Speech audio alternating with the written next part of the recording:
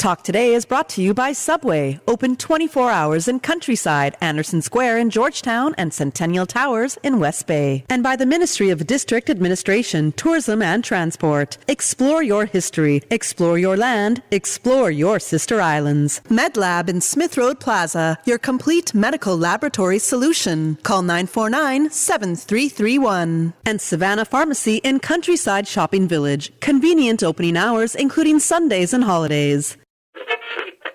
Oh, I think they're doing a great job. A lot of them are. Good afternoon, Dwayne. How are you? Not too bad, sir. Ladies and gentlemen, Radio Cayman's Talk Today with Sterling Dwayne Ebanks. But I do have some questions.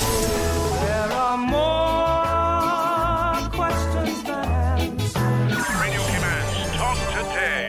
If you're ready to talk, we're willing to listen. Well, I really enjoy this program today. Cayman Islands' foremost listeners participation program. May God bless every person.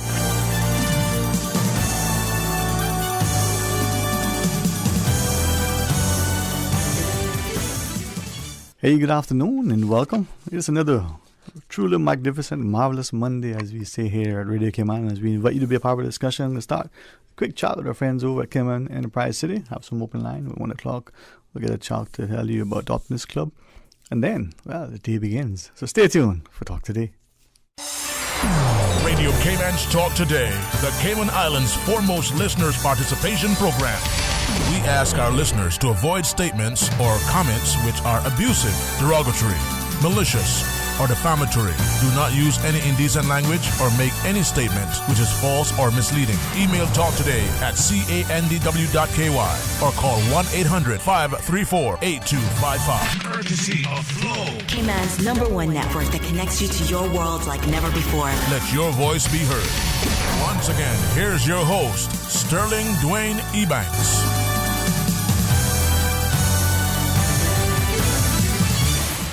Hey, good afternoon and welcome back. And thanks for joining us as we invite, the VP of Public Engagement and Technology, Mr. Peter Riley from Cayman Enterprise City, to join us. We're seeing increasingly, almost, constantly and consistently, great things coming out of CEC. You're having much to offer the public to engage us, involve us, and hopefully as we propel continual legs to the economy, giving not just businesses another avenue, but prospective entrepreneurs and employees other options. So, always encouraging. Mr. Sterling, thank you very much for having me back on. And absolutely, it's one of the mission statements of Cayman Enterprise City and Enterprise Cayman to try and take the skills and knowledge of our special economic zone members and try and distill that back into the community of Cayman. We want to try and promote the future entrepreneurs and innovators. We want to get people interested and excited about tech careers and all this stuff. And we want to do as much as we can to get people excited about what they can do with their future. And that's the thing, when you look at the use of technology, the way it's leveraged, the notion that it is seemingly everywhere, in every hand, with everyone, and yet there's still a bit of a reticence on some of us in its uptake. But I think more and more we're finding that it's, makes life convenient if used as a tool. Mm-hmm. Now, I do recognize the business design competition that you have slated gives more and more opportunity to see how we can integrate things, but even take it outside of the the proverbial box, as it were. Well, absolutely. I mean, it's this business design competition is an opportunity for people to exercise that creative spark they might have. I mean, everybody's got a good business idea inside them, I believe, and I'd really want to encourage people to come forward with those ideas. I mean, it doesn't have to be a fully formed idea. We'll help try and fill in those blanks, but if you think something out there that irritates you, that you think could be done better, then this is the perfect platform for you to say, well, I've got an idea how to improve that, and we'll try and help you. So if you win, not only is the cash prize, but there's a whole support network in place. And that's the thing sometimes, the support. Sometimes that's what you need. It's like, an athlete, the coach takes extra time, There's an added benefit to practice, by practicing where you're being nurtured. So very similar.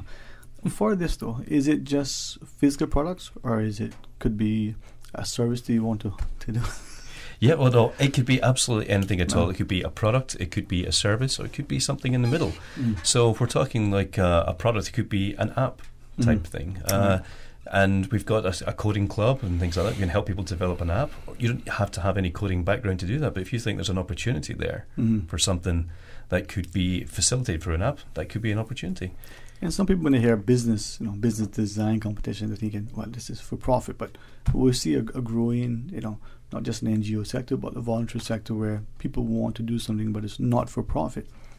Could those sort of ideas, products, services qualify as well? 100% yes. In fact, we had an online information session recently, and that was one of the questions that somebody says, well, I'm wanting to develop this non-profit organisation type business. Would it be applicable for the competition?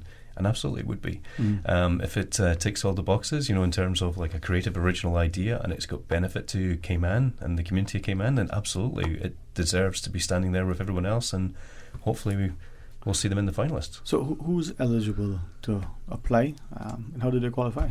Well, everybody who is Caymanian, everybody who's resident of the Cayman Islands is eligible to apply if you're over 18. We have a separation between our judges and finalists from ourselves, so it's 100% impartial.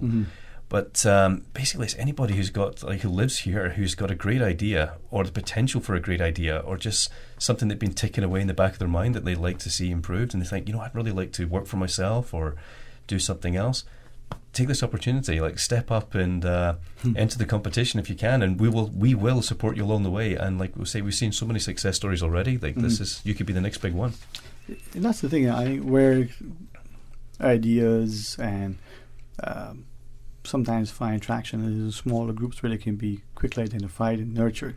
Sometimes you're one in a million in some big urban area, but here you may be you're the only one, and you can shine a light on that and help it. Who knows where it'll take, but here's the opportunity. So for that process, you got to apply, I presume, right? It's not going to fall in your lap. You need to go out and make it happen. How do they apply and when? Okay, to apply, they'd have to apply online on our website, which is enterprisecayman.ky, and there'll be a link there for the business design competition, and it's got the full rules, it's got the full judging criteria, and on the Enterprise Cayman website, you'll be able to register for the competition. All right. Well, it's what today is the 17th of January already. So only a few more days, I think, remaining before the deadline approaches, the end of the month, all right? That's correct. So we've got quite a number of submissions already, and we're fast approaching the deadline, and I'm just wanting to get this little push up there to get some more people who may be a bit hesitant before, to step forward. One of the things, though, I know sometimes we have this idea that's sort of been just, on our hearts and our minds all the time, but we're not quite sure how to present it. How do we term it? How do we get that concept, that niggling little thing out there? So when they apply, what do they need to share? Okay, so if they want to apply, what they would give us would be a sort of like an elevator pitch, which the way I describe that is like, in 1 minute, how would you explain your idea to someone? So you give that initially, and then you give an idea of like who your target customers would be, and then a bit of an expanded brief on what that would be. And that's all in the application form. It's quite straightforward. You fill it in, it gives you that information. That then goes to our finalist panel, who will then review those submissions, and we'll pick our 10 best entries, and they will go on into the competition, and they'll attend a series of workshops. And those workshops might include things like public speaking, because I know a lot of people don't have that confidence. They might have the greatest idea, but they don't know how to present it, how to sell it. That's okay. We'll try and help you with that. We'll try and teach you how to present that idea. And I think I want to stress as well, it doesn't have to be a fully formed, established idea at this stage. It can just be that spark of innovation that you just want to basically say, there could be something in this. So it could be something original, or it could be a take on something that's already been there, but this could be done a better way, as long as it's not copying. It has to have that element of originality to it. Well, it has to have an element of originality to it, because we want the idea to belong to the applicants. Right. It's their idea. We're just helping them. They own the idea at the end of the day. But it doesn't have to be 100% authentic original. It could be an idea that's adopted elsewhere outside of Cayman, and you see an opportunity to apply it here, or it could be something that you say, I could tweak this to a slightly different market and apply this idea that's already established out there. So there's some scope for flexibility there. Yeah, and there are many of us who have these things that we say, what if somebody did this and we've been tinkering and toying with it, but we're not quite sure how to get it to that space. This would be for them in a way to get that idea from their lips onto something more tangible. Absolutely, yeah, that's basically the idea. And I like the idea that you're offering up workshops, because many people may be comfortable, as far as they get in front of an audience and talking, but how do you convey that message? How do you convince the people that are there that, hey, give me 5 minutes of your time, and who knows, you may invest significantly, not just your talent, but others as well. we don't always know how to convey what we're trying to, because sometimes the passion, Yes. or we don't understand the audience. So this will be helpful for those who are confident speaking as well. Well, this is certainly one of my problems. Is I get quite excited when I talk about something, and I don't really deliver the important bit that somebody needs to hear. But there is a strategy that we teach in one of the workshops, which is an effective slide deck, if you like, and you get basically, here are the key points you want to push across. It's like, this is how it can benefit you. Here's the customers, and here's the road to get there. And it's a very simple framework, and anybody can learn it. And many times there are competitions or applications for submission for people to do something, but there's usually a cost attached to that, for the potential applicant. You're not only offering a prize, but you're making it easier to apply, cost effective, I think. And it's free. It's free to apply. So there's absolutely no reason to try. And at the end of the day, they get a chance to be nurtured or assisted in many ways to develop that idea. Who knows where it'll take them? Yeah, I mean, it's like, so not only is it free to enter, they'll get the support of people who are professionals in the field, so they'll get all the legal help, to set up a new company. They'll get all that marketing help and assistance, like creativity package and digital marketing and all those different parts that, the building blocks that build up a new business. It's all part of a complete package. So once they're 18 or over, so that 1-year-old as well as the 108-year-old, if that idea is still there and they want to push it, as long as you're above the age of majority, this is your time. 100%, yes. All right. Now, I know that here's a chance, but there are also other opportunities that you're presenting for the public to either hear this again or to hear it for the first time because a friend told them they heard it here. Do you have other sort of information, workshops and stuff coming up? Well, yeah, the most immediate workshop we have is actually tomorrow. It's a design thinking workshop. And the idea from that one is basically to help people make that creative leap. To basically think about that business idea. Because the idea is it would be feeding into the business design competition. This workshop is running at 12 o'clock tomorrow. It's available online, and it's also available in person. And if you want to attend the workshop, you can register your interest on the website again, which is enterprisecayman.ky.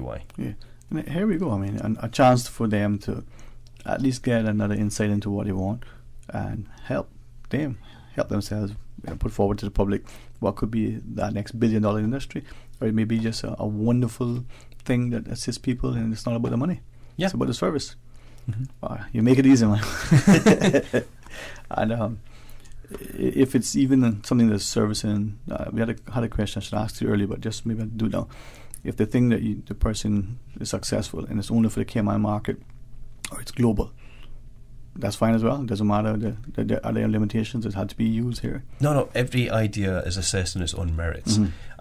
We do want a particular Cayman focus because we basically want to try and develop the next generation of Caymanian innovators. Right. But if their idea's got a global reach, or it doesn't just affect the local community, or it is only global reach, both are acceptable. Both are good ideas, as long as the idea originated here. I mean, for us, that would be the greatest success story. Something that was developed here in Cayman that went global. Yeah. And we were part of that journey. We helped that happen. That for us would be fantastic. We have so much untapped potential here, and some because we feel it's such a small place. There's only a few people, and we may do ourselves on the economy and even the global economy a disservice because we think we're limited by what we see around us. You open your eyes that it's a global landscape. It is a global landscape. I mean, Cayman is a small island community consisting of the 3 islands, and we maybe don't have that manufacturing base that some other larger nations might have. But we do have the ability to develop software solutions, for example, that can have a global reach, or we can offshore certain ideas that you wouldn't be able to manufacture here. But the thing is, you could still have the genesis and the creation of an idea that can have a global impact. You're not limited by geography. Absolutely not. You don't need to do it all yourself. You're providing the support. So that's why, a person may have something that needs to be manufactured, and they may think, well, I don't have the access to resources. Where would I go to get it manufactured? And they may only think of 1 or 2 places. Through this, they may find actually it's more cost effective, much better if you have it manufactured here, or here, versus what you were. Yeah, that's just one example. I mean, even rather than the offshore manufacturing option for certain things, what if it was using new technologies like 3D printing? Anybody can do that anywhere, and we support that as well. That's the thing. We can put more of the control in the hands of the user by giving them the tools, and if the genesis of it, as you said, is here, then it's cost effective. it has a global reach, and what that does for future entrepreneurs, those thinkers, amazing. Absolutely. Well, but we've talked about like two product-driven approaches to a potential business idea, but there's also, if it's a service, like the winners from the competition last year, great bunch of guys, the guys who did the Biz Hub, theirs was a service solution. And it was basically taking simple things such as getting car washes and making it much easier, that customer experience, getting connected with the service providers, the car wash companies, and yourself. But that's an example of a simple business model that could be adapted to other things. Yeah, there are many things that are happening globally that sometimes we don't see the application here. It's not like simple cut and paste. There has to be some criminalization of it, as it were, right? Not just to apply the immigration laws, but to make it like you would with any product going into a new market. How do you be sensitive and receptive to the needs of that particular consumer base? This is commendable. So enterprisecaman.ky is the website that they need to log on. They need to apply by the 30th of January to make sure that they get there in time. Yes, but I wouldn't wait till the deadline. I'd do it sooner. Tweet now. And that's the thing. Too many of us, we want to get it perfect before we even send it, for review. But by the time that happens, it may be a bit late and rushed. So you're saying, if it's not fully developed yet, well, if it's just a simple little thing that you're thinking about, give it a chance. If I can just give like one very quick final point, for myself, but it's like, I absolutely believe that everybody has a great business idea in them. There's something that out there that you see that could be done better, but how often do we actually think about how we could improve it? We see the opportunity, but we don't act on it. Everybody notices these things around them, say, this thing here could be done a bit better, this process is a bit long-winded, or what have you. These are the things that could be the spark for a great business idea. And I openly invite people out there to consider those things and think, well, how could I actually make that better? And if they could maybe sketch something up, then that could be a perfectly good submission, and then we will support that to actually make that happen. Many companies benefit from the country's incubation zone and incubation period and stuff. You're going to step further. You're providing the initial nurturing to get them to that place where... 100%. And it's not just about the competition. We have our Launch Labs initiative as well. So the competition is... it's a bit of fun, it's a bit of excitement, all these things. We get to do a whole Shark Tank or Dragon's Den type program and pitch to the end, and it's really good fun. But at the end of the day, we do want to make these things a reality. So the Launch Labs is like the long-term support network that's in place. So the help doesn't stop at the end of the competition. It's ongoing until you're a success. Yeah. And that's what many of us need, because sometimes as an entrepreneur you have the idea, but you don't have to stay in power because there are other things that are getting your attention and you don't see the success that you thought, because it takes that sort of concerted effort. But this, they can have that idea, generate other ideas, and let them all come to fruition. Yeah, it doesn't have to be a sprint. It can be a gradual road to success. Yeah. How many companies are around now for decades and centuries? They weren't in it for, the 100-yard dash. They were looking at it for multi-marathons, huh? Yes, that's correct, yeah. All right. So enterprisecaman.ky, they log on, submit for the business design competition, free of cost to enter. 100% free to enter.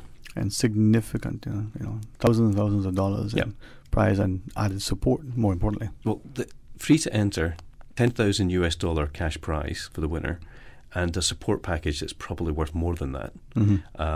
With, like I say, from all the experts that we have access to, injecting their knowledge and expertise into your business idea. It's a real opportunity that should be embraced. Well, I commend Enterprise Caman and Caman Enterprise City for continuing to support local entrepreneurs, and to us to start to appreciate that many times our parents or their parents may have had to physically leave Caman in order to make a go at it. Here, many companies and people come here because we provide great infrastructure, the technology is there, the legal and financial environment is there. Now we have the human resource support as well. Absolutely. All right, Peter, it's a pleasure, man, and I'm always excited to enjoy these. Any sort of final closing thoughts you want to leave? I know you've got a pressing day ahead of you, but if you want to remind us as you recap, please do so. Mr. Sterling, sir, thank you very much for having me on air again. There's just like so many different programs apart from the business design competition that Enterprise Cayman are working on. We've got a bunch of workshops, we've got the scholarships, we've got the internship program and all these other initiatives that we're working on as well. So And just an open invitation for people just to go on the website and have a browse through and see if there's something there. There's something there for people at all stages in their careers or career development or education development. So hopefully we'll find something there that will help someone else. I hope so, man, because it's all about building those connections, those bridges, and where that'll take us. If we're interconnected, interdependent, they say no man is an island. I may live on one, but I'm not one, right? Well, you have a great week. Looking forward to having more discussions, as the competition unfolds. We get down to the 10 finalists. And when things are at that space, maybe we can bring them on and talk to them about, see what happens. I'd be absolutely delighted to see that happen. Right. Yeah. Thank you very much. Thank you. All right, so remember, business design competition, log on to enterprisecayman.ky and find out more. All right, when you come back, DJ Lynn has a beautiful smile on his face, trying very hard to mimic Susan, but, it's not the Mona Lisa smile, it's better. So stay tuned for Talk Today. At Subway, we caramel a lot about our customers, so we decided to give you 2 treats in one with the new Caramel Apple Cookie. Enjoy cinnamon apples, caramel bits, and salted caramel crunch baked in, and topped with a drizzle of caramel-flavored icing. Gooey, crunchy, and yummy. Complete your Subway sandwich, pizza, or salad with the delicious Caramel Apple Cookie or any other cookie flavor and dessert, available for limited time at all Subway locations. Subway, eat fresh. For medical lab services in Cayman, go straight to MedLab. For a full range of medical services, pleasant, clean and comfortable environment, no long lines and affordable fees, visit MedLab at the Smith Road Plaza. Open Monday to Friday, 8:30 a.m. to 5 p.m. and half day on Saturdays. Call 949-7331 to make your appointment. For medical lab services in Cayman, MedLab. Ask our professional team about the benefits of cutting-edge technology with MedLab's new state-of-the-art digital mammogram machine. Make your house into a home. Welcome to Brand Source Home Gallery, your source for premium products and a premium experience. We'll design and install your dream kitchen with crafted cabinets, complemented with elegant appliances. We'll fill it with quality houseware and cookware. Custom-designed closet and storage solutions organize and beautify any area. And with the finest bedding, you'll get a perfect night's sleep knowing Brand Source Home Gallery has everything you need to make your house a home. Thinking of getting a hybrid but don't know much about them? Vant Motors has 3 great reasons why you should own the Toyota CHR. Hybrids save fuel, run cleaner, reduce CO2 emissions, and even recharge their batteries while being driven. So there's no need to plug in a hybrid, making it both economical and fun to drive. And you don't have to replace your battery every 2 years. The CHR hybrid is reliable, providing up to 1 million kilometers on the same battery and engine. Oh, and now you can save $2,000 off the Toyota CHR, starting at only $33,500. That's way more than 3 reasons. True, but the best one is that it's on sale now. Test drive the Toyota CHR today at Vant Motors, Walkers Road, while stocks last. Talk today. But I do have some questions. Talk today. Cayman Islands' foremost listeners' participation program. Talk today. Because there are more questions than answers. What the public is saying. Waging to take your calls right now. Sterling Dwayne Ebanks.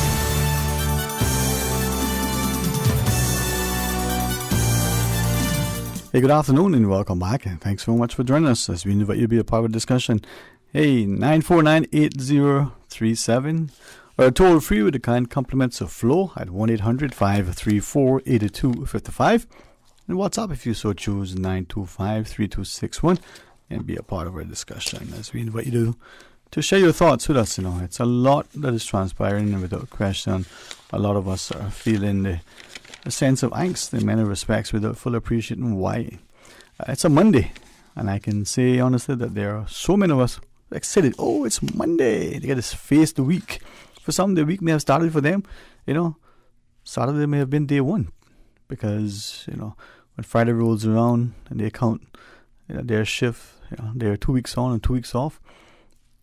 Whether your day is midweek because it's Monday, or it's the start of your shift, well, let it be a productive one. Now, for some, the notion that it's a Monday, it just brings us, it's kind of like people say, oh, that's so vanilla. Well, if you like ice cream, vanilla flavor, ice cream is good if you like it. Maybe not as good as grape nut, or certainly not as, good dark decadent chocolate, special sprinkled with some sea salt, but that's a different story. But think about it. You're flavoring things, you take the vanilla pod, you put it in some good coconut milk, and you infuse it. It's beautiful. But yet we give, the connotation that, oh, that's vanilla. That is bland. It's not good. My mind, I think, over mother, my uncle always said, so maybe it's a mindset. And let's look at things. Whether it's vanilla, whether it's Monday, or whether it's another day. Let's see if we can look within to find how we can reposition our thoughts. The scripture talks about, life and death is in the tongue. It talks about the notion to call those things that aren't as if they were. It's not always easy. And then here we are trying, I think, to be the very best us that we can be, to be compliant in many ways. We even have within the financial services sector and many other aspects, a compliance department, a compliance officer. We are somehow looking at that to equate to civility. But what about when we start to hear words like, well, that business is a disruptor, or that person, through the process is a disruptor. And that word, has now gone from when some of us were in school, you didn't want to disrupt the classroom. You wouldn't want to be disruptive. If you were disrupting anything, you were probably sanctioned for that. Now, that may be, today's language. There are a few of you who have shared your perspective that, as the scripture talks about, in the last days, good be called bad and bad to be called good and the like. Well, it may be that we're trying to reposition certain things. It may be the design of the enemy. It could be anything. But at the end of the day, where it is within our minds to ensure that we see things as positive and productive. In all things, give thanks, we're told. How many of us truly can do that, knowing that, the things that we face privately and then have to come and deal, with the public aspects of our life, from our work, our friends, and the like. I think for a second, and this is where, when we look at leadership, and political leadership in particular, maybe we be a little bit more sensitive to them. Hold them accountable. Demand that they're responsible for their actions, but be sensitive, be prayerful, be civil. So, like everyone, if we're human, what is it that they say? If you cut me, do I not bleed? So, if the politicians are human as well and have lives, even that single solitary individual, as our elderly, counsel amongst would tell us, don't have a chicken or a child, they probably still have things that are important to them, whether it's the dog or some of the pet, or whether it's the pet rock, or whether it's the plant. And so at times things may happen that affects that person, but yet still has to, do the job. Well, are we understanding that those things sometimes could affect the way the person performs the task, how fast, how efficient, how accurate, but even the joy that a person is getting in the day, the added weight that they have to shoulder. And again, our political leadership is a great example, because at the end of the day, they expected, and I think they hold themselves to higher expectations as well, in doing the right things. And I should have to ask, can we find a way to draw alongside, that we work hand in glove to make it better? And when we contribute, it's a constructive one. It's a positive one. When we comment, it's the same. Now, it's easier probably, just like so many things, to turn a blind eye, not get involved because it's not our business, that's not within our job description. Well, the civility, stability, safety, sanity, security, and prosperity, from the financial to the social, is on all of us. And it behooves all of us to make the very possible contribution that we can. And at the end of the day, when the society is elevated and much better, we all are finding a better quality of life. So share your thoughts with us, 949-8037, 949-8037. Toll free with the compliments of Flo at 1-800-534-8255. We'll pause and take a break. When we come back, we'll ask you a few things, as some of you have mentioned, relative to, our children in school and the idea of testing. So stay tuned for Talk Today.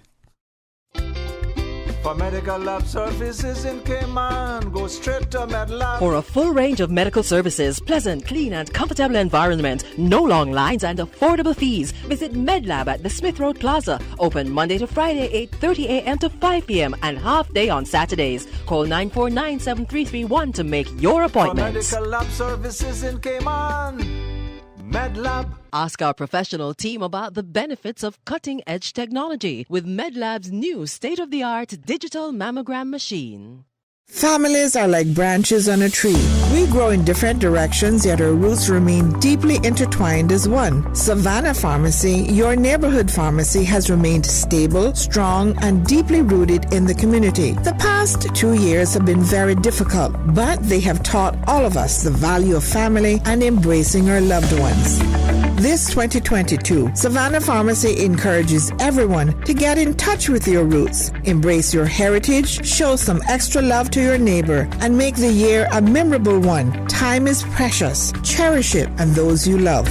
Savannah Pharmacy, always just around the corner with everything your family needs and convenient opening hours, including Sundays and holidays. Savannah Pharmacy. For more information, call 946-3336 or WhatsApp your Savannah Pharmacy prescription to 929-5045. Talk today. But I do have some questions. Talk today. Cayman Islands' foremost listeners' participation program. Talk today. Because there are more questions than answers. What the public is saying. Waging to take your calls right now. Sterling Dwayne Ebanks.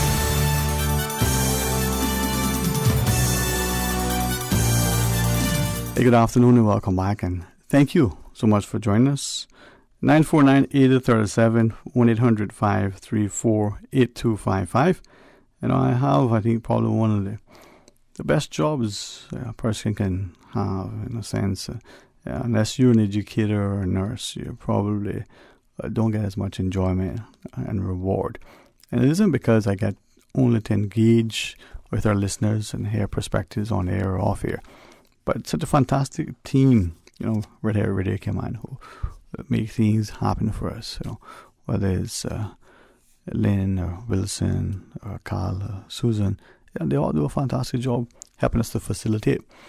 But if he doesn't mind me, and it's not an attempt to call people up, but in the evenings, JJ Diceman, I wouldn't want to say, like Miss Paulette and Miss Norma and Martha, that they're fixtures at the radio station, but they're almost institutions and legends. And understand that some of these people are your contemporaries, they're your classmates, they're your neighbors. Your children played together, you hang out with them, but you kind of grow up together. And so being able to listen, to the many productions that really came on has educated, informed, entertained, and made us feel included. So thanks to them. Hey, good afternoon and welcome. Thanks for calling. Good afternoon, Dwayne. Billy Simamba here. How are you today? Hey, good afternoon. Sometimes you've just got a feeling that someone's going to call, and then that's who calls. Wow. I'm in the company of greatness, man. Thank you for sharing some time with us. Well, maybe this is a call made in the heavens. I don't know. Well, it's good to connect with you and your esteemed listeners again, Dwayne. As you were saying, there's a lot of things going on, You can just about comment on anything. I thought I should comment a little bit on the issue of permanent residency fees. Mm-hmm. That is always very controversial, although in a sense it shouldn't be, okay? Mm-hmm. The first thing I want to clarify first is that personally, and I think a lot of people don't have a problem with the idea that you have to pay permanent residency fees, which I believe you pay for the work permit part of the permanent residency. Okay? Mm-hmm. Now, as you and I know, in other countries, in most other countries, I won't say all other countries because I don't know that for a fact, but in most other countries, if you get permanent residency, like in the U.S., in the Canada, and all these other places, once you are a permanent resident, you can do any job. There are no restrictions. You don't pay an annual fee. But that's not to say that Cayman is not free to do that, because Cayman is free to to impose any conditions it wants. When you come over, you should understand that once you get permanent residency, you will have to pay permanent residency fees. If you don't like that, then you don't have to stay. You've got a choice to stay, you see. So for me, I do not have a problem with the rule that you have to pay PR fees, or that if you don't pay them, that it will be, your PR is going to be revoked. I don't have a problem with that. But there's a bit of an issue with regard to those people who are not deliberately refusing to pay. There are people I know, and there's one particular case, of course I won't mention the name, who was a friend of mine. He got PR. He actually came to Cayman about 2000. That's when he came to Cayman. He came with a child, and then while he was here, he got involved with a Caymanian lady who also had a child, and they were creating a blended family. Mm-hmm. And he was a very well qualified guy. He he worked for this other company, and then he left the company. They gave him a package, and he was hoping to get a job in another company. He never got a job for years, and yet his PRCs kept accumulating to a point where they wrote him a letter to say they were going to revoke it unless he pays. He went in and said, look, here are my applications. I keep applying for jobs. I can't get a job. But they said, well, too bad. The law says that what job or not job you have to pay. And it was revoked, his permanent residency. He went to the States, and then I believe he's now back in Cayman.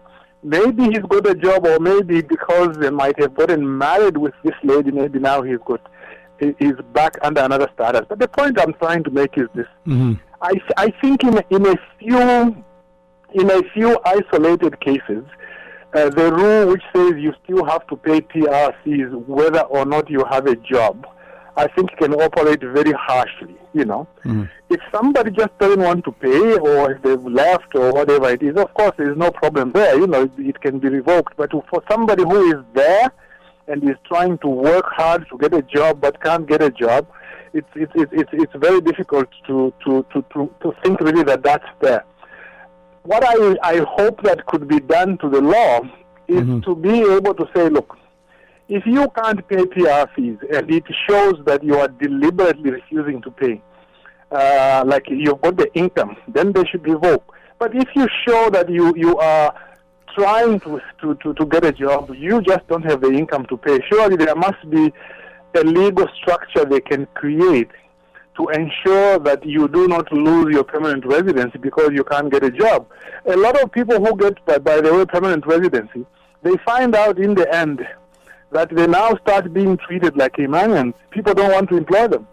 That is something that we've heard often, that even when they get that or get status, all of a sudden now they become less, as you said, attractive to employers. Why is that? Well, you know the way it is. If you get a desperate person comes to Cayman from another country, and in Cayman they are earning 20 times what they used to earn where they came from, you can mistreat them here and there. They won't insist on their rights. But once somebody's got PR, and especially when they get status, they'll start insisting on their rights. And so, as a result, the unscrupulous business people sometimes will say, well, no, we don't want to employ a local person. A local person is going to give us a problem. And I don't think there is enough in terms of the immigration law Mm-hmm. To protect those people and ensure they are given, that is people with PR and status, to ensure that they can be, they put priority in employment. For example, Regulation 6, I think it's Regulation 6 of the immigration regulations, it actually says that when you apply for a work permit, the board or the chief immigration officer may ask for a succession plan. Okay, but it says may. Mm-hmm. I understand it used to be shall. And when you say may, effectively it means they don't have to supply it. So as a result, that disadvantage which Caymanians and PR holders have is always there. And one of the things which has been talked about quite a bit is whether there is need to have something like they have in Bermuda. I understand in Bermuda just now they have expanded the list of Bermudians only jobs. it has been expanded a little bit. In Cayman, you need also, people have advocated this for a long time. Have a list of jobs where you say, we won't give work permits for these because there are enough Caymanians to do the job. So you don't have that system. And then on top of that, there is no obligation to provide succession planning. To me, once you don't do those two things, all these other measures you are taking, those are purely half measures. It will never have a fundamental effect. Remember, Brain, when COVID hit, I remember the Honorable Austin Harris going on the show, I think it was your show, OC's show, and saying, because people now have left, this is a good opportunity for the Caymanians to take over these jobs. But has that happened? No, it hasn't happened. We've gone back to the pre-COVID situation where, again, the work permit system is favoring people from outside and not the local people. And the reason is because the fundamentals did not change. If at that time they had changed the fundamentals to have a system of these jobs are only for Caymanians, and also that whenever you apply for a work permit, you need a succession planning. If those fundamental changes had been made, COVID was going to be a good opportunity to fill up those jobs with Caymanians, but the fundamentals are not changing, Gwen. That's where the problem is. Right. We have the news break, and I think, like me, I believe significant, if not all, of our callers benefit from what you share, and look forward to your comments. If you have time on your schedule, when we come back from the break, could we continue this discussion relative to immigration and maybe have a session, ask Billy, get the words of Simamo.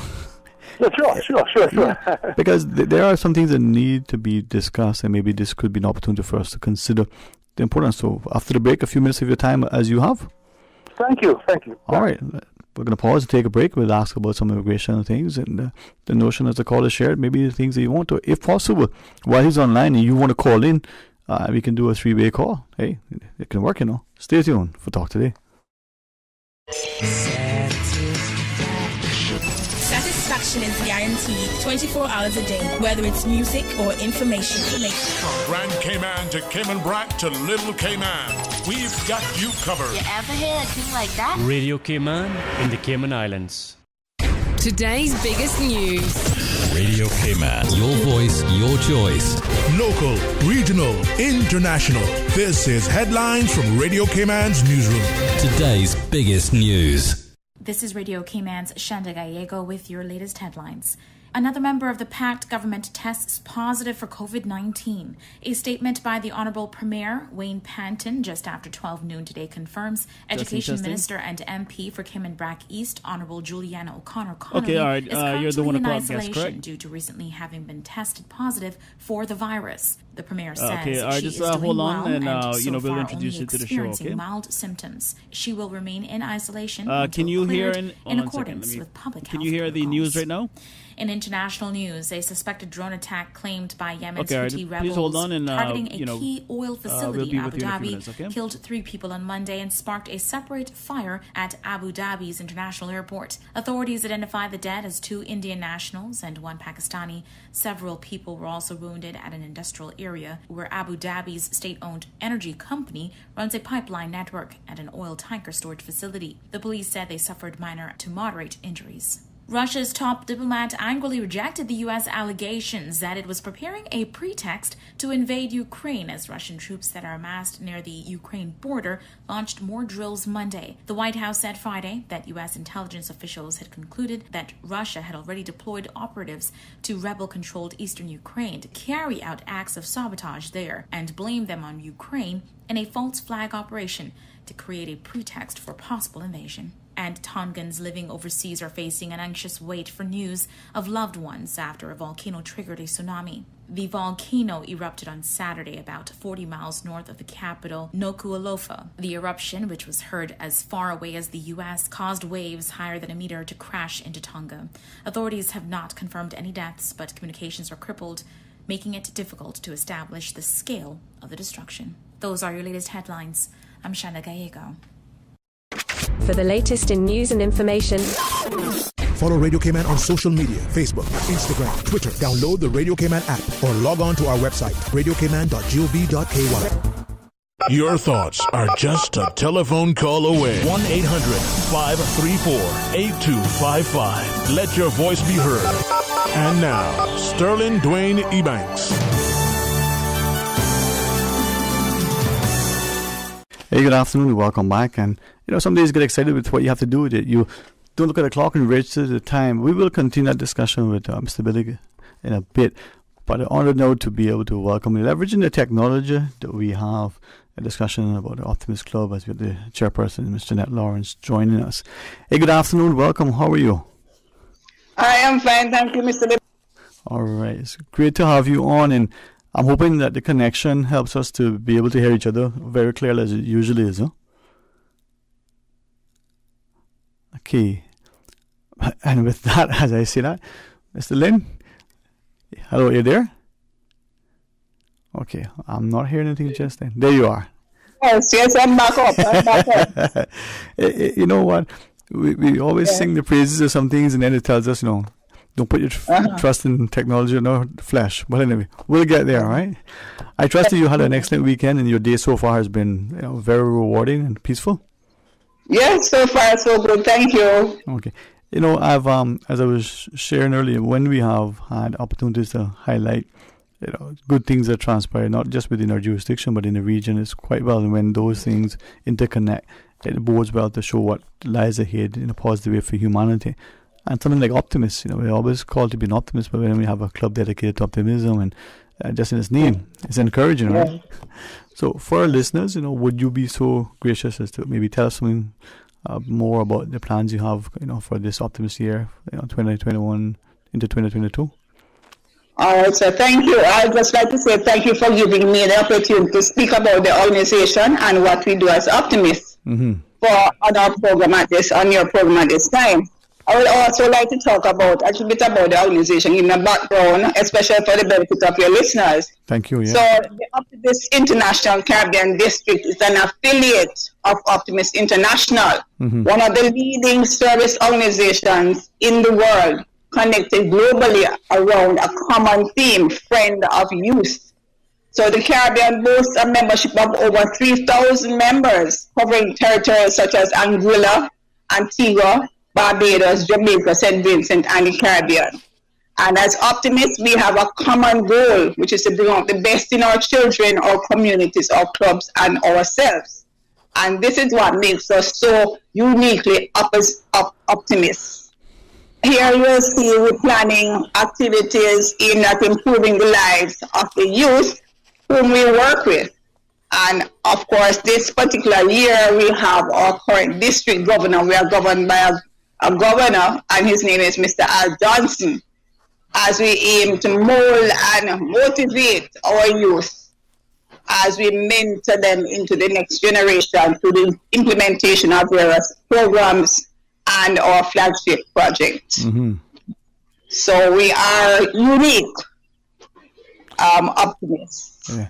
And this is, I think, our youth, whether they're within the region in the Caribbean, whether they're global, they are impacted by today's activities, but they also influence and shape our future. And so if we can help to mold them, as you share, nurture them, help them to develop into that, complete person, it's commendable.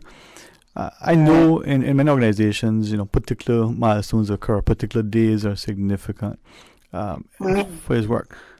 Today is important to me because, thank God, I was able to wake up and be a part of today. So today, is it when the significance to the organization? Yes, today is celebrated as International Mentoring Day with the purpose of foster global understanding and to support the mentoring movement worldwide. So we now, under the Optimist International Caribbean District, have our flagship project for this year, which is known as Mentorship for At-Risk Youth, ages between 12 to 24 years, who have low self-esteem, engage in negative behavior, have dropped out of school, are young parents. And these are the things that I think many of us don't appreciate, how it impacts so many of us, and probably influenced heavily by what is around them, whether in the music, in the videos, in the media engagement, social, otherwise. So having that positive role model, having that nurturing, mentoring, hand can help to guide them in their next decisions. Do you have particular things planned that will help you to bring about sort of this impact? Okay, we're going to make sure that connection is working shortly. My good friend DJ Lynn, are you seen on your end? Because I'm not hearing anything else. We are chatting with chairperson of this over in the Caribbean, just a internet connected call coming out of Jamaica. Miss Jeanette Lawrence, are you hearing me okay, Mom? I will keep trying that. And this is the beauty of live radio. It keeps you not just on your toes, but ensures the eyes don't dance unnecessarily, as your fingers find the keyboard and inadvertently click on something that works. My good friend, what are you seeing on that side? All right, we will keep trying. But as she was sharing, not just a membership in the thousands, not just covering, the regions. We had the great pleasure over the years to have, many from our shores, the current Director of Education Services, as a member. Yes, did we drop somewhere along the way? What's happening? We had dropped, and we were hoping and praying that connection would find its way. I think what it was is probably that two-prong cord somehow. All right, but we were waiting to find you. We're not quite sure what happened. Our hands are off the buttons, so it's just a technology. It's a... Yeah, a technology. Sorry. So did you hear half of what I said a while ago, sir? We heard some of what you were sharing, and we were asking, after you finished commenting, you tell us, today being International Mentoring Day, we were asking if there were particular activities that you had planned. We're not sure if you heard us ask that question, or if you lost that connection there. Yeah, well, we were saying that the importance of today, right? Right. And some activities planned. Well, we will now talk about, but the importance of today in that it's a national, international mentorship day. Right. And we're looking at it specifically, in order to get our young youth back into their activities and back into society based on the whole pandemic issues, right? And drop out from school, as online school is not doing so well, and so we are trying to do extra classes, etc. Right. So some planned activities, it is said that we work on the theme of working together for optimism, right, as a district. So we are working with different entities, and for example, in Cayman, and in the other member countries, but in Cayman specifically, they have been working, executing a membership program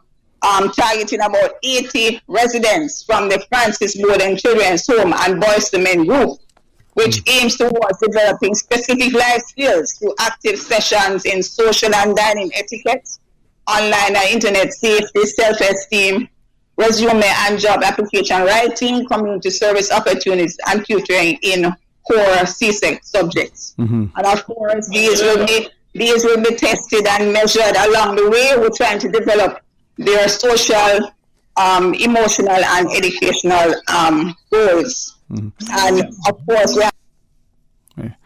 I know that earlier you referenced the challenges of online learning, and again we have a slight of a internet connection.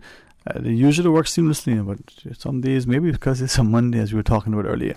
So once Ms. Jeanette, hopefully, if she's back on and can hear us all, we will join into the discussion. But this is where we see the importance of working together. We recognize the challenges that our youth in particular face, and the fact that she is stressed that we're talking about ages between 12 and 24.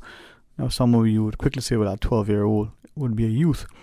But a 24-year-old, well, even though that person now has, attained the age of majority, it still is a young person. And we may feel as young people as if we're invincible, that we can do anything and everything, that nothing... Working well. Okay, are you there? Yes, ma'am. So what is happening, sir? This works when there is an excellent internet connection on your end. And sometimes we know that the bandwidth tends to be so heavily oversubscribed. So we were hearing you, and we were just trying to fill in and repeat some of the things you were sharing. We were asking though, just as a point of reference, as we lost you, we asked about online learning. Did you hear that? Just so that I would know where to pick up. Right. So, okay. No, I didn't hear. That's fine. Okay. Right. So, as you said, within the Francis Bowling Children's Home and the Boys to Men, a number of things were being done online, internet safety training, training in self-esteem, job application and resume writing, community service activities, and tutoring in core C-sex subjects. I think it's especially mathematics. Right. Yeah, we did get that when you shared that. We did hear that. From your perspective, though, when it comes to, like, say, looking at how do we teach, interact, somehow engage our young people, and seeing that across the education platforms, they've leveraged, I guess because of the world in which we find ourselves now, trying to have online portals. So not just the challenges of the technology as we're discovering now, but the limited physical interaction that some of the children not just want, but they need. How do you find what you're trying to do, especially given the theme now and the importance of today, and your objectives as part of your core values? Are there particular things that the online learning modalities may be impacting us in a negative way? Well, as we say, basically, when we're tutoring in different areas, for example, maybe English, so you're doing something like essay writing techniques, or in reference to the subject areas for their C-sex exam, because as you notice, our age is between 12 and 24. And so with the small groups that we may have, because each club is supposed to organize to have maybe small groups of what we call mentees. We are the mentor and they are the mentees. We will be able to then assist through homework programs or through direct, if we have teachers. We do have teachers within our system who could then, using syllabuses, etc., have small groups within their communities to help in their online, whether online or face-to-face, because you can do small groups are allowed face-to-face activities to train them, in boosting their self-esteem, a lot of children nowadays, especially if they are in this group, their self-esteem is extremely low, and you have to. Have we found any particular reasons why potentially the self-esteem is being so impacted? They have such a negative perspective of themselves? Okay, we will get that connection up again, in a very short order. 949-8037. We will have some open line later on, but as we speak to Miss Jeanette Lawrence, we're trying to remind our listeners of the importance of drawing together, and as this discussion highlights, the importance sometimes of having physical hands in play and not necessarily just ticking the boxes. So the commitment today to highlight the importance of International Mentoring Day, the great work of Optimist clubs across Cayman and the Caribbean region, the mentoring and nurturing of our young people, whether they're 12 or up until they're 24. It will help us. And what we'll do quickly, we'll just try to pause or reconnect, and then when we come back, we'll rejoin the conversation as possible. Radio Cayman is pleased to feature this special Sister Islands historical vignette, brought to you by the Ministry of Tourism and Transport. Explore your history, explore your land, explore your Sister Islands. Captain Charles Gerald Kirkconnell, 1891 to 1961. Charles Gerald Kirkconnell was born and raised on Cayman Brac. He was married to Olivine Elizabeth Eden of Grand Cayman, and the couple had 3 children. Captain Charlie was one of the founding brothers of the shipping and merchandising firm of R.B. Kirkconnell and Brothers Limited. Many Caymanian seamen were trained on Kirk vessels and later worked for national bulk carriers. Captain Charlie was also a shipbuilder who built the largest ship ever to be built in the Cayman Islands, the M.V. Kirksons. He and the late Bertie Foster were instrumental in helping to build the airport on Cayman Brac, which they both helped to finance. The clearing of the airstrip was done entirely by hand. Captain Charlie financed most of the houses that were built by seamen employed by NBC, as there was no bank on the Brac. He served as a vestryman for the Sister Islands in the Assembly of Justices and Vestry. Captain Charles Gerald Kirkconnell. Radio Cayman is pleased to feature this special Sister Islands historical vignette brought to you by the Ministry of Tourism and Transport. Explore your history, explore your land, explore your Sister Islands. For medical lab services in Cayman, go straight to MedLab. Blood test, x-ray and mammogram, all of that is MedLab. Affordable fees and friendly service, a full professional team. MedLab is always comfortable, MedLab is always clean. For medical lab services in Cayman, MedLab. Call 949-7331 and ask about MedLab's new state-of-the-art digital mammogram machine. Talk today. But I do have some questions. Talk today. Cayman Islands' foremost listeners' participation program. Talk today. Because there are more questions than answers. What the public is saying. Waiting to take your calls right now. Sterling Dwayne Ebanks.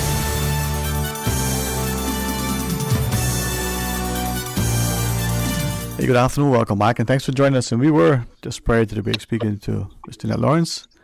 Hopefully we've regained the connection. Are you there still, Mom? Yes, yes, sir. I'm here. But, I'm talking to dead ears sometimes. Oh man, you know what? This is telling me the next time, right? We'll arrange a Cayman Airways flight. Come and collect you, have you escorted. Come sit in the studio, okay. And that way you'll be a personal chaperone. How about that? That is great, sir. Anytime. Just let me know when. Yeah, I am.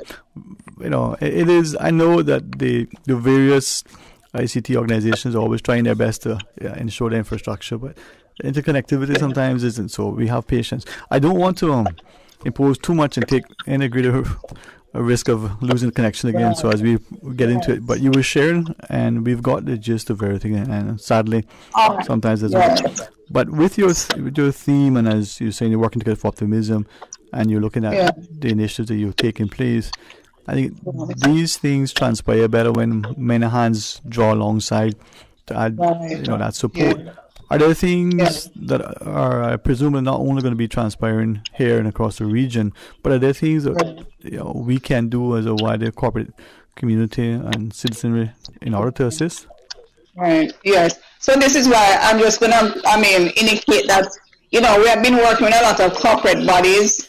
For example, in Jamaica, Hard Trust, NSTA, the Constabulary Force, Child Protection Family Service Agency, Jamaica Council on Drug Abuse, and YMCA. And I think as optimists, we want to continue to execute our goals by working with not only private sector, but also government entities that are willing to aid our quest to improve the lives of our youth throughout the region. And so we are seeking the support of others to join us. Mm-hmm. And I'll just give our contact information to learn more about us and to follow us. Their social media at Caribbean Optimists. Note the plural there, it has to be an S at the end, and visit our website, www.oicaribbean.com. Mm-hmm. Yeah, and I think, this is where, as Mr. Net was sharing, that in each jurisdiction, where we have these opportunities, whether through service organizations or individuals, that we can strengthen the resilience of the community by building on the resolve of the people. It's going to be something that bodes well for all of our young people in particular, and as they take up the mantle. All right. So can I just give up? Is there a final question, and can I give a final message just before we drop again? Yes. Well, you go right ahead and give us your final message, and thank you too. All right. Yeah, we're just saying that we need persons to join, and also individuals. Mm-hmm. So individuals who can encourage persons and those who believe in the value and the impact of volunteerism to join our movement.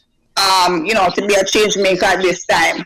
And we are a great team. We are a great place to give for persons to join us to grow and to share with our like-minded individuals. And we are very dynamic organization, outstanding service organization for over 100 years of history. So again, our website address is there, www.oicaribbean.org, and we're on social media at Caribbean Optimists. And so please look us up. But we need help. Of course, all of us are looking out for our children, and especially these now, more with the pandemic and the influence of the pandemic. We have a lot of children who have become at-risk youth.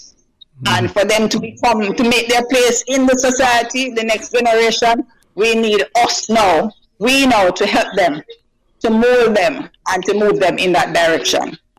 That is it, man. Many hands, they say, make light work. The more we work together, especially for our young people, the better it is, right? Right. But thank you very much, and I'm hoping that we'll be able to have other sort of leverage connections in the future, showing how we can build strength by working together. Enjoy the rest of the week, and I trust that today will be exceptionally productive. Now, she did not. This is it. But again, we know the players within the Optimist Club locally, so we can be a part of that and recognize that it does indeed assist us in many respects.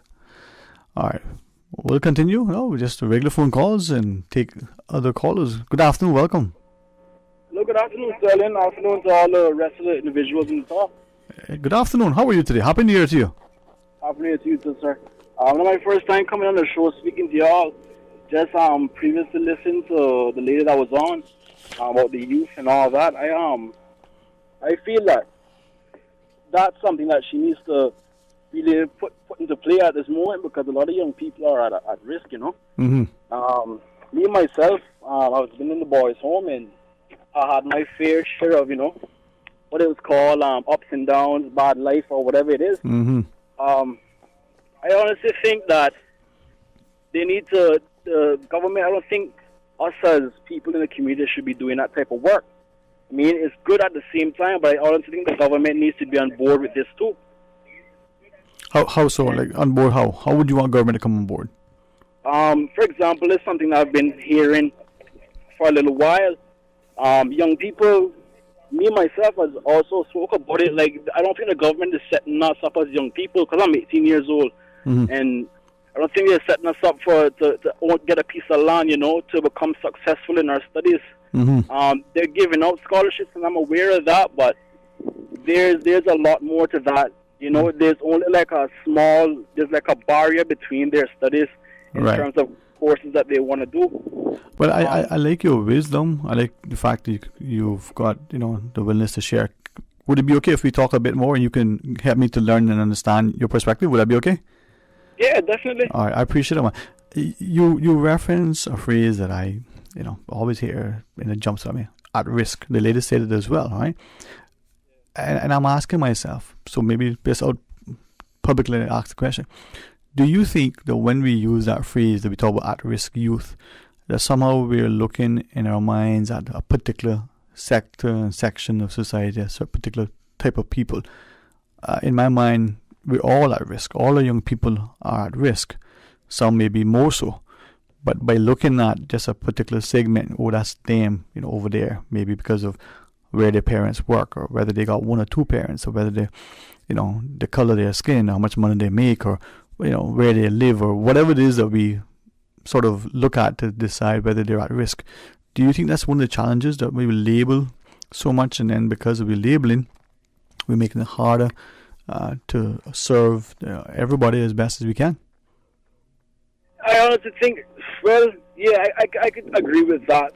I mean, it covers a lot of grounds. At risk is not just, the child is troubled or whatever. Right. It covers a lot. It goes through generations and generations, and it's also hard for the young person, because the young person doesn't know what happened before, generation before. So it's hard for them to be strong and try to break that curse.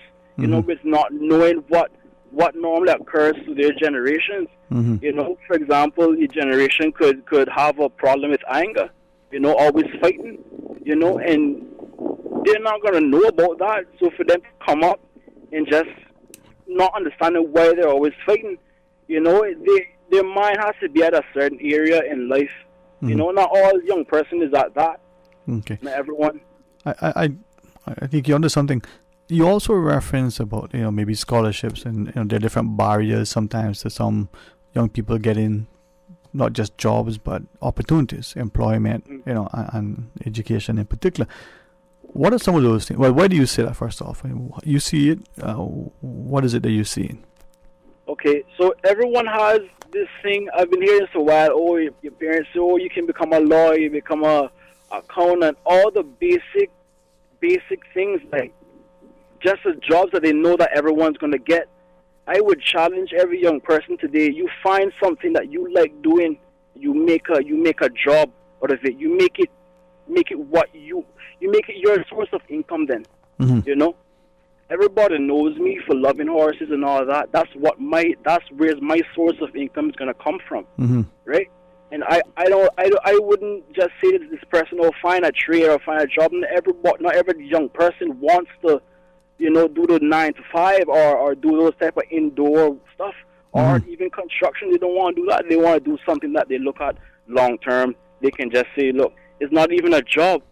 Right. My passion is what I love doing." So they don't look at it as a job. They look at it as something fun they're doing, and that will allow them, that propel them to continue going and striving for greatness. I agree. I mean, we've always been told that if you find something you love, and you know, you never work a day again in your life because, you know, you don't see this work. Yeah. Do you think that as a society, when we look at our young people, that we're not giving them the support, we don't see their value, we don't see it the way they see it relative to the opportunities? I mean, how supportive do you think we are as governments, as parents, you know, as a wider society, as, you know, prospective employers? Okay.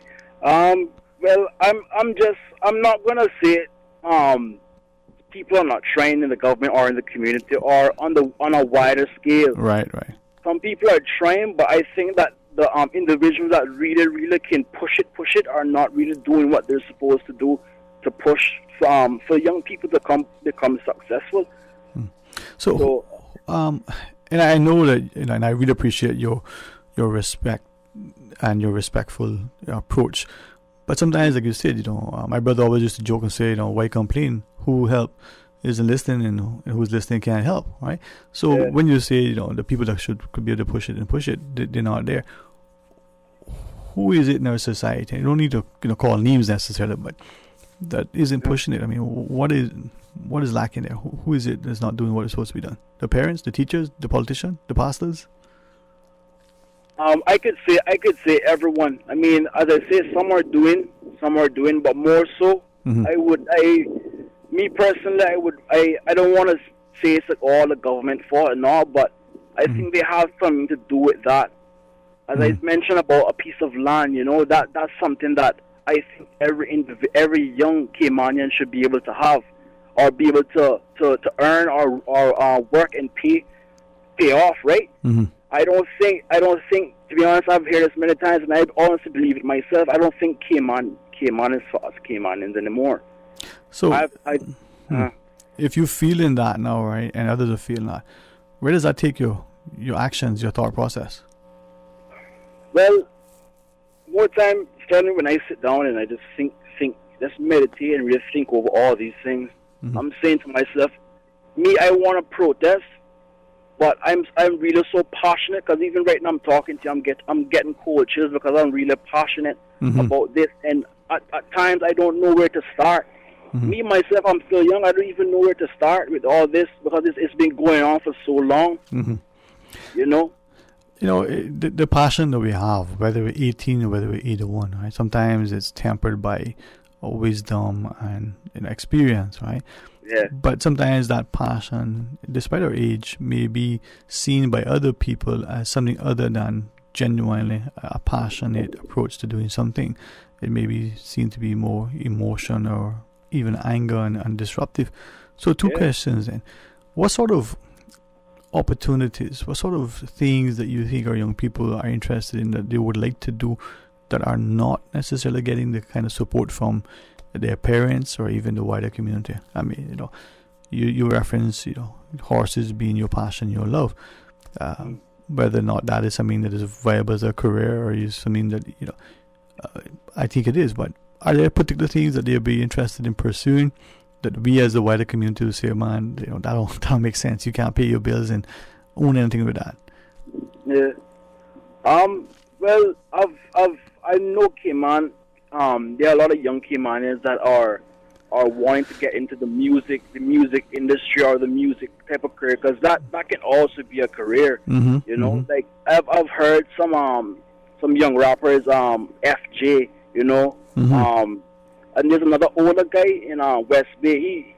I've heard him spit, as they would say, his bars or whatever, and he has talent. And I say a lot of rappers, I think Opry, some other guys, that can rap, and I don't think they're getting their type of recognition. Even Josh Pearl, I would say, I think they need to be pushed a little more, have people come here to show them, give them a wider perspective, let them travel the world, all those stuff.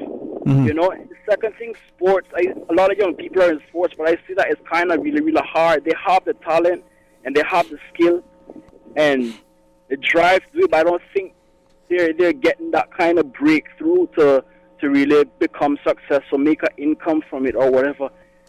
Cayman has a lot of talent, of talent.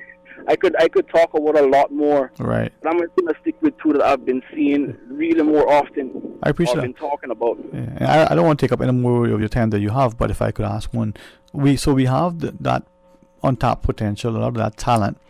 How much do you think we, either as the individual or even as the wider community, are willing to invest? So the person who has talent, whether it's in sport or whether it's in music, are they spending the time in rehearsing and practicing and committing themselves? Because you have it is one thing, but then you need to have the drive and ambition too, right? Definitely. So are they doing that? You think our young people are sitting and waiting for the heavens to open up and for this to fall in their laps, or are they going out and applying themselves? All right. Well, I think they're putting in the work, but at the same time, I honestly think that Cayman is not that, and it was probably not that developed as relates to the music type of thing. I don't think that if they were in the States now, oh man, they would have been places, because I think Cayman is kind of small, and I don't think they're being pushed to their ability, to the best of their ability. They cannot become the best possible version of themselves. You're right, but there's also another side of that coin that I would, at least from my perspective, always try to consider. You are right. If you're in a bigger place, you might be able, because of the resources, be able to get ahead because of the people who are looking at the talent and not necessarily holding any grudges against you because, your grandfather's dog chased their cat, 5 generations ago or whatever that would be, right? Yeah.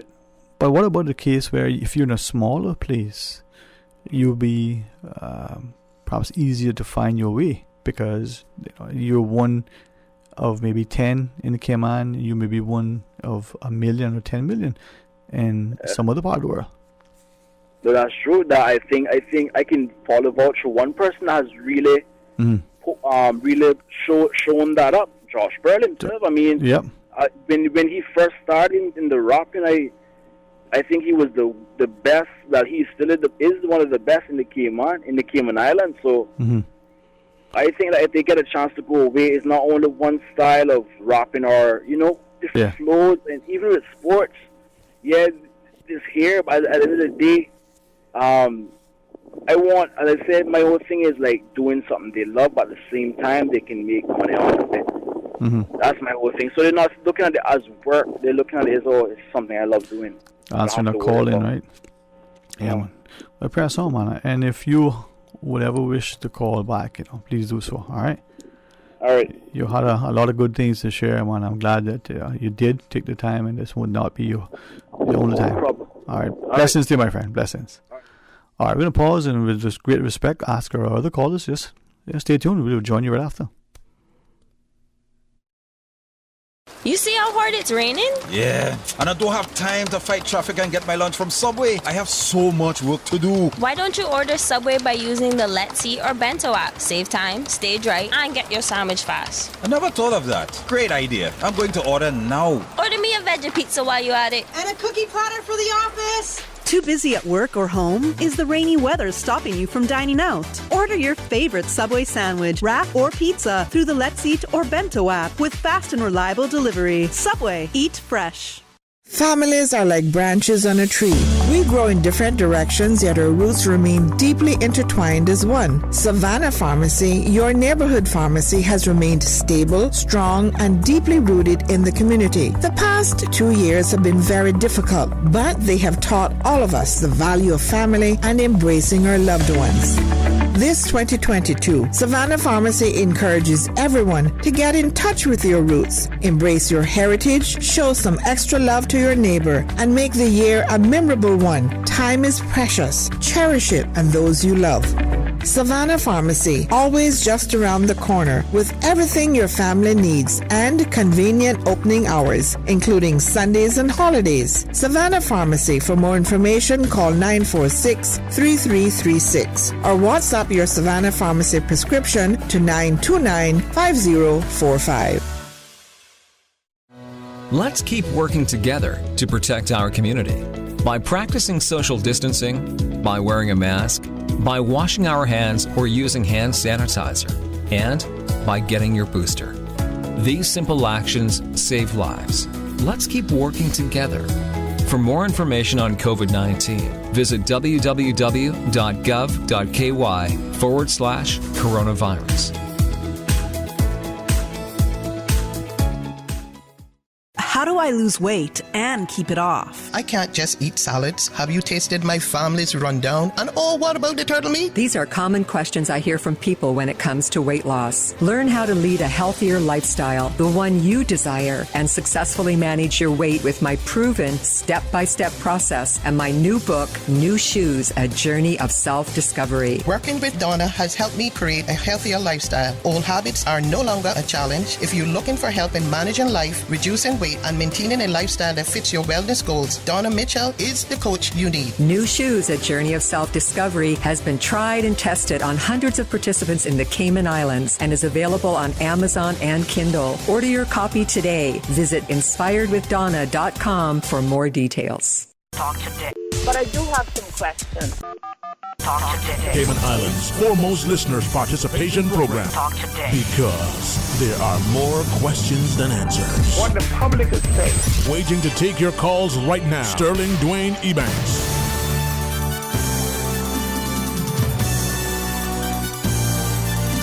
Hey, good afternoon. Welcome back. And thank you so much for joining us here on this open line segment as we go to each of the calls. Good afternoon. Welcome.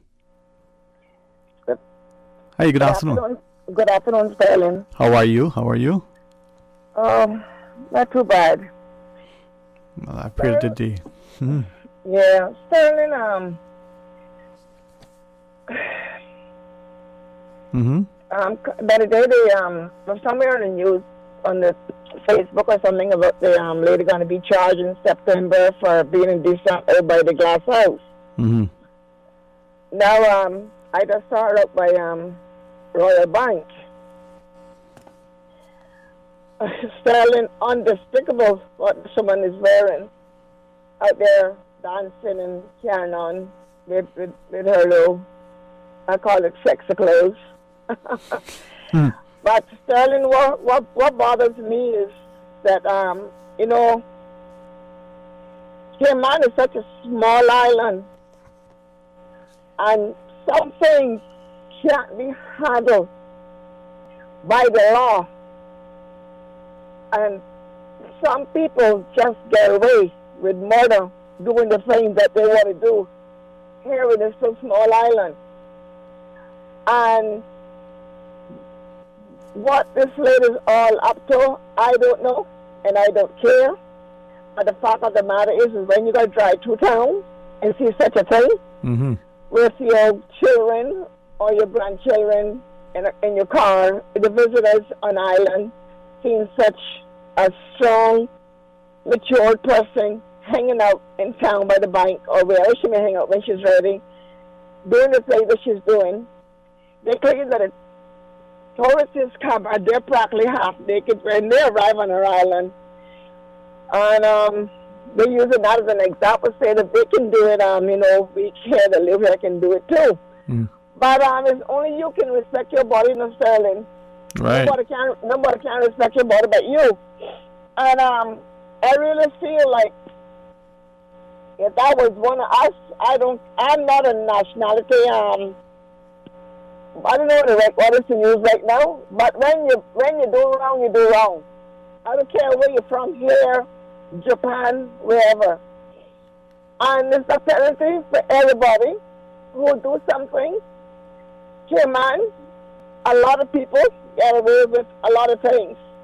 If people would listen to that young man talking just now, they would just reach their hand and say, you know what?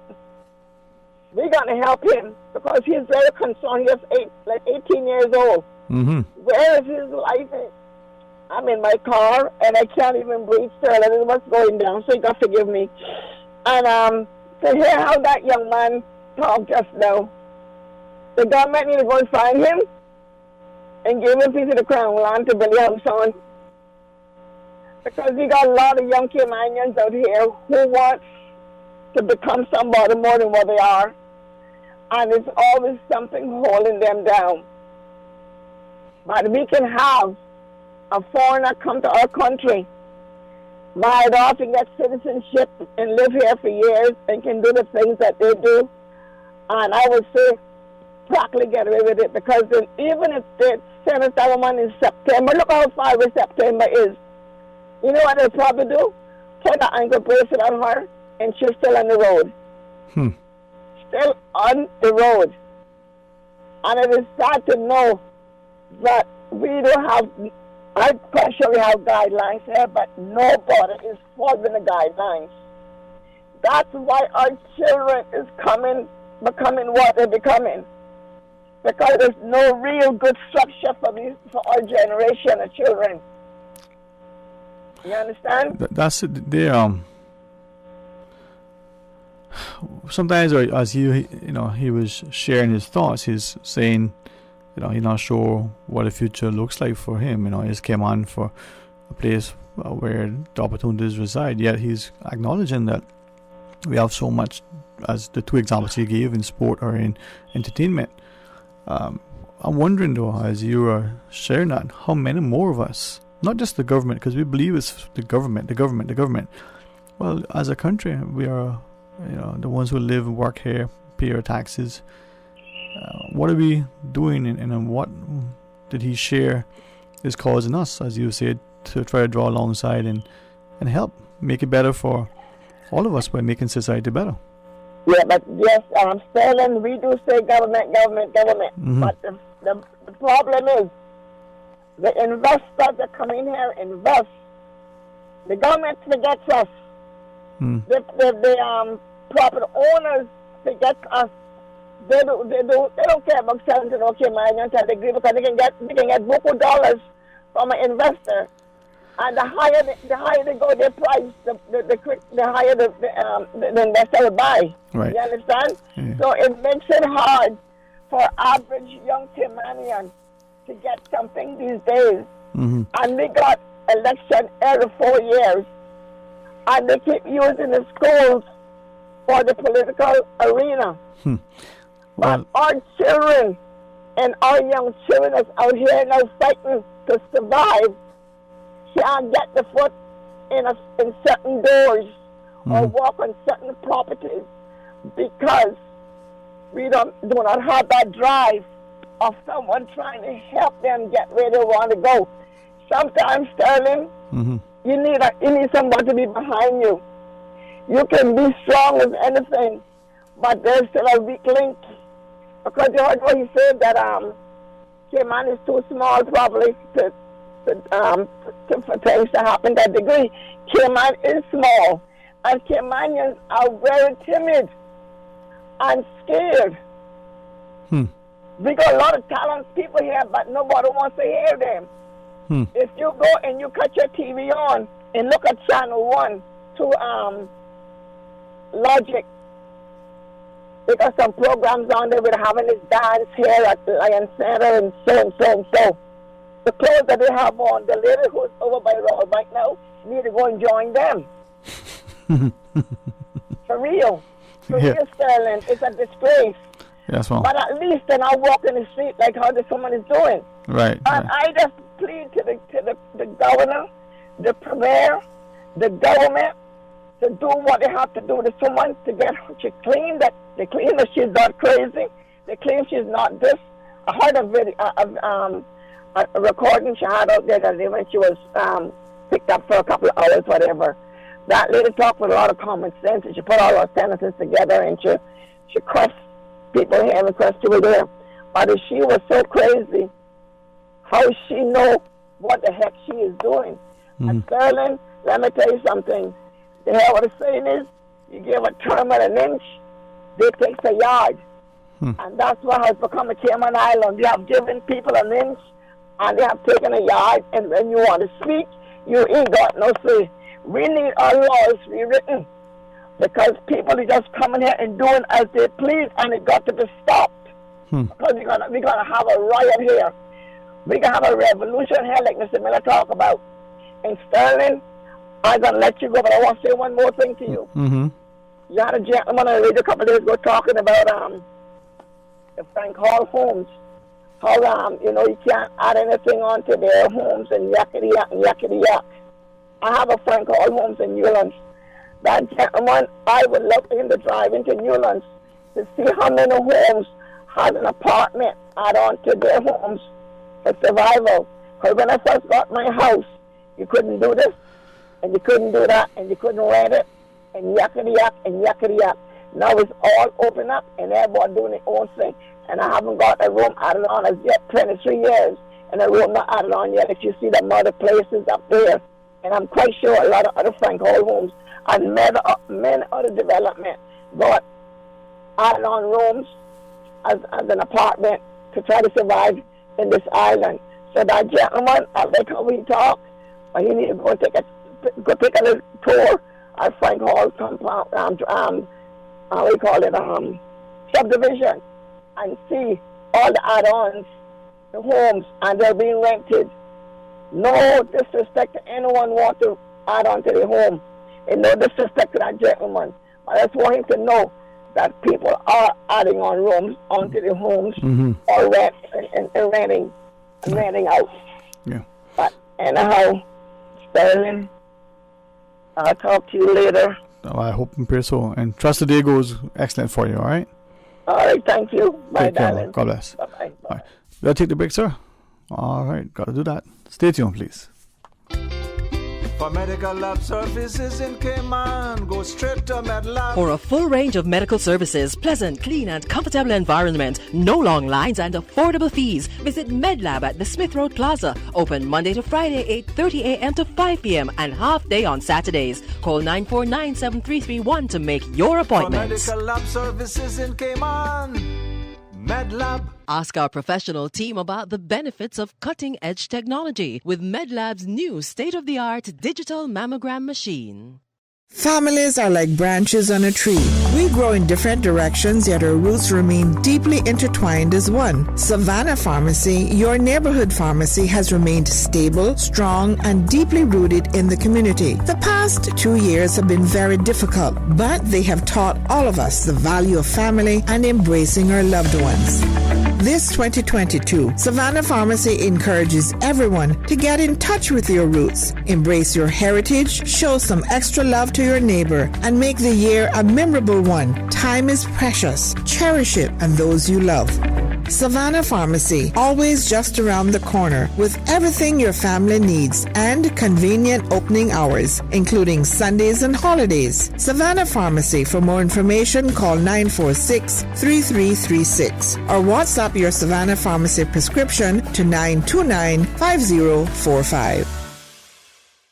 20 years. Remember when Crew Road had no median and Linford Pearson was only 2 lanes? We do. When Dirty Reeds was down the street? We do. We have been there for the falls, the growth, and the rise. When your body and mind needed to change, Powerhouse Gym has been here. We've skated with you. Your first date, your daughter's first time on skates, your son's first strike. From football to squash, to karate and hockey, to bowling and concerts, and everything in between. For 20 years, so much has changed, some for the good and some not so much. Through it all, King Sports Center has been here for you, for Cayman. King Sports Center, celebrating 20 years as Cayman's home for fitness, recreation, and relaxation. Talk today. But I do have some questions. Talk today. Cayman Islands' foremost listeners' participation program. Talk today. Because there are more questions than answers. What the public is saying. Waiting to take your calls right now. Sterling Dwayne Ebanks.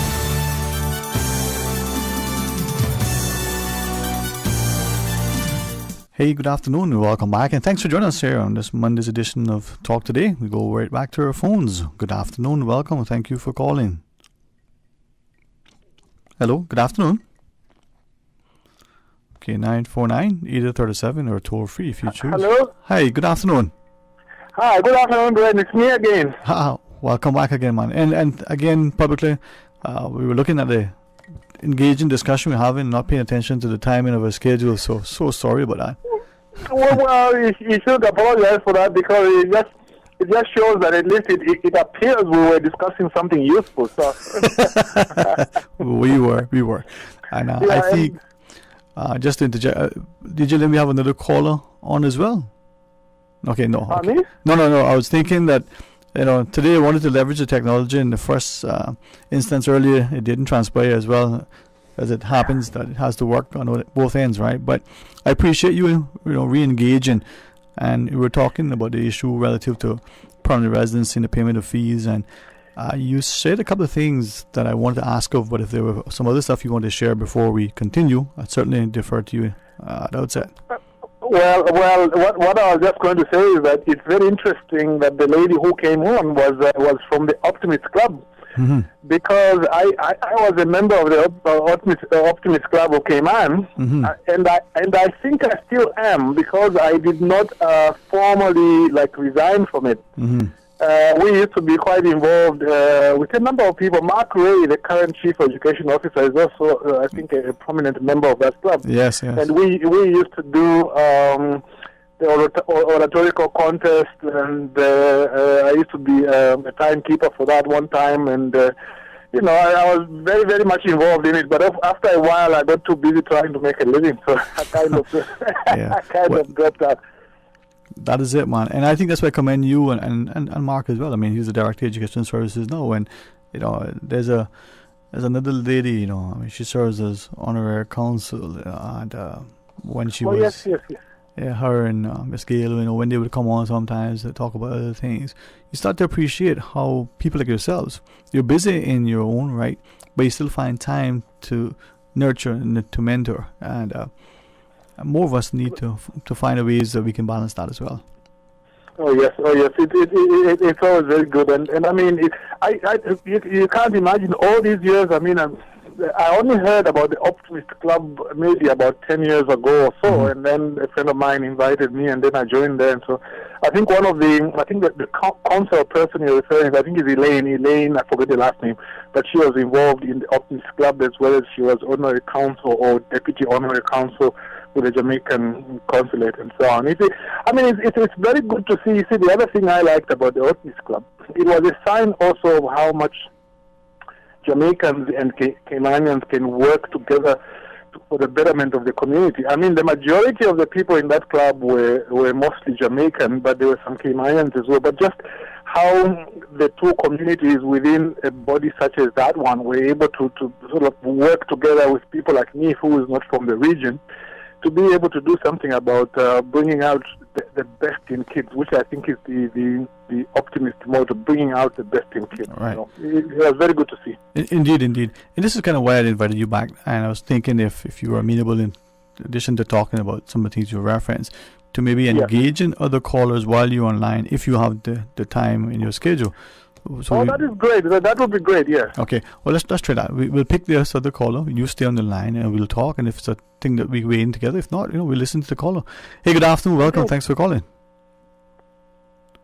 Hello, good afternoon. All right. Hey, good afternoon. Hello. Hey, what's happening, man? How are you, man?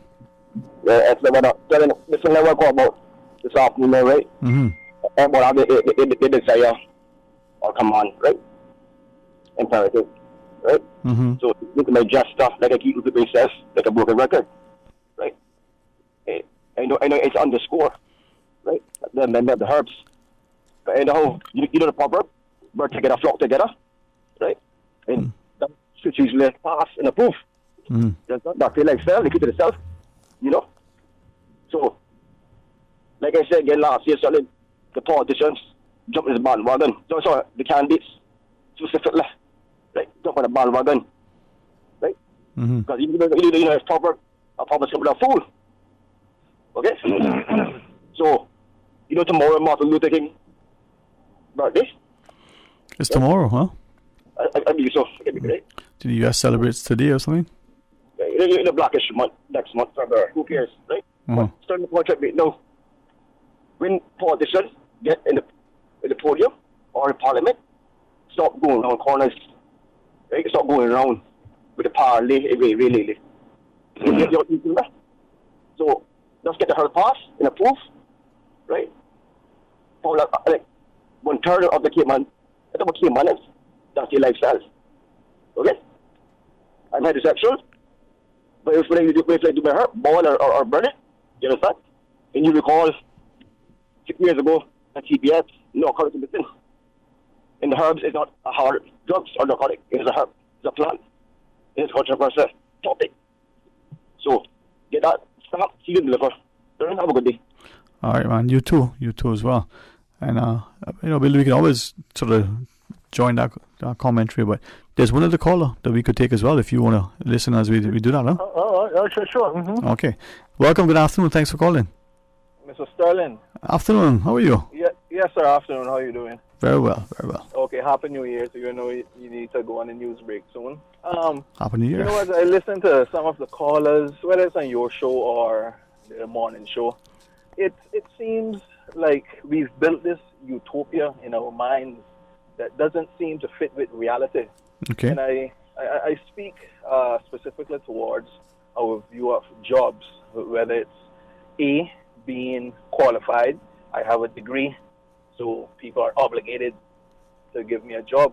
And reality doesn't quite work like that. Mm-hmm. Your degree shows that you have successfully completed a course in a college. It doesn't obligate you to get a job. And I speak in reference, I know a South African couple, they lived here a few years ago. She was qualified as a psychologist. When I met them, you know where the young lady was working? She was working at Eats Cafe. Mm-hmm. Okay. But somehow in our mentality is not built for difficulties that we'll face. It's, I have this degree now, I have to work in this field. And go back to the gentleman about three calls previous about passion. Mm-hmm. Listen, we need to have a historical view of reality. Our passion sometimes, in this time and age, we will have to use for a hobby. All right? I'm not sure if a horse business can pay a bill. And again, I'm just using it as an example. Being passionate about something is one thing, but when we're talking about working, making a living, being a successful contributor to the society, i.e. marrying and having kids, we have to be realistic. So it may be that the job that I want, I can't get now, and I'll have to hold on a job. And you know what I'll do? I'll do my best in this job until what I want to do becomes available. So I think this utopia that we live in, we need to kind of come out of that and face reality. In life, there are challenges. Barry Salmon have a song, he says, life didn't promise you one bed of roses. Yeah. Okay, I hear what you're saying, but let me ask. Take the two things you referenced, the South African example, right? The lady. Could it be that people come here, wherever they are, originally from, whatever their qualifications, academic or otherwise, and choose a job for maybe A, because back in their country, this option here is much better pay, it's safer. I mean, South Africa isn't, isn't much of a safe place at all, right? We hear about the crime in other countries, but we ignore the violence there. B, is it then that they hear and this is just a way in and a way up? Maybe they're looking for a reprieve from the hustle and bustle that they want to escape where they come from, so they can now relax and have a better quality of life. Could that be some of the reasons why some people may initially choose to come here and take what seems to be a job beneath their experience and expertise? I would say this: I agree with the way in and way up, but our mentality that we are harnessing here in Cayman, it's no way in, way up. It's I need to get up. Okay. If I get in, I have to be up. No. And that is our mentality. I hear that. Us. Right. And then...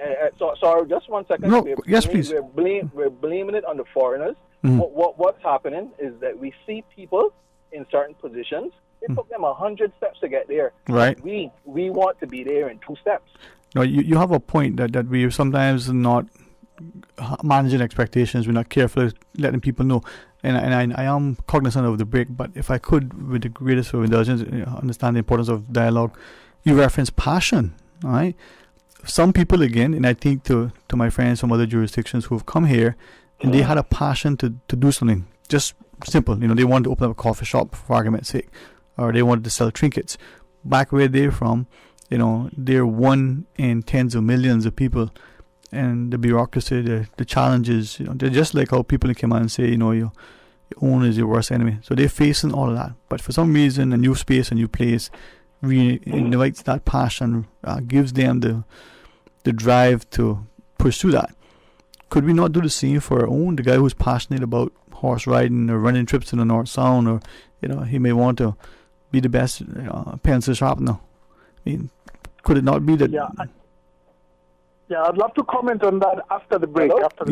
Well, caller, if you are, we do have the break, and as Billy just reading, right, this 3-way conversation, would you want to engage further in that dialogue after? Because you have some good points to make. Of course, I'll stay on. All right, thank you, man. This is where dialogue, meets good discussion that leads to great dissemination of information. So let's pause and take that break. Radio Cayman, the voice, the heart, the soul of the Cayman Islands. Today's biggest news. Radio Cayman. Your voice, your choice. Local, regional, international. This is Headlines from Radio Cayman's newsroom. Today's biggest news. This is Radio Cayman's Shanda Gallego with your latest headlines. A 53-year-old man of West Bay is formally charged with publicly doing an indecent act and criminal trespass after being arrested on January 14th in relation to an incident on January 9th. He was arrested following a report of suspicious and possibly indecent behavior near a group of children near the beach just south of the West Bay Road Tunnel. He appears in court today. In international news, 2 tornadoes struck southwest Florida Sunday morning, destroying at least 28 homes and damaging others in Lee County, while leaving about 7,000 houses there without power, officials said. The tornadoes were generated by the same storm system that brought freezing rain and snow to other parts of the East Coast, where more than 50 million people Monday morning were under winter weather alerts. The rabbi of a Texas synagogue said Monday that he threw a chair at the gunman and then escaped with 2 other hostages after a 10-hour standoff, crediting past security training for getting himself and his congregation out safely. Rabbi Charlie Citron Walker told CBS Mornings that he let the gunman in Saturday because he appeared to need shelter. He said the man was not threatening or suspicious at first. Later, he heard a gun click as he was praying. Another man held hostage, Jeffrey Cohen, described the ordeal on Facebook. Those are your latest headlines. I'm Shanda Gallego. For the latest in news and information, follow Radio Cayman on social media, Facebook, Instagram, Twitter. Download the Radio Cayman app or log on to our website, radiocayman.gov.ky. Your thoughts are just a telephone call away. 1-800-534-8255. Let your voice be heard. And now, Sterling Dwayne Ebanks. Hey, good afternoon and welcome back. And thanks to the great team here. Now we have, I'm in the studio. We got two callers online. And the caller was prayer. But Billy, you want to weigh in initially to what the caller was saying, no? Well, yes, please. I mean, I was following with interest what he was saying, as well as what the caller before said. He talked about Martin Luther King's birthday. I think that was on the 15th of this month, which was 2 days ago. But it's celebrated today, I think, in the U.S., right? Sort of yes, but in terms of the way they are celebrating it, I think they the way it is, the birthday is one day, but conveniently they celebrate another day. Yeah. But talking about people coming to Cayman and doing work sometimes which they wouldn't do back home, you see, the way I see it, I don't know, I think different people come for different reasons at different times.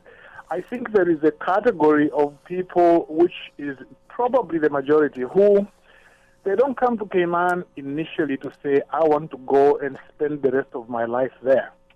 I think a lot of us would, I came to Cayman for certain personal reasons which I can't get into, but it was to help me meet certain immediate goals that I had, in terms of income and where I needed to be.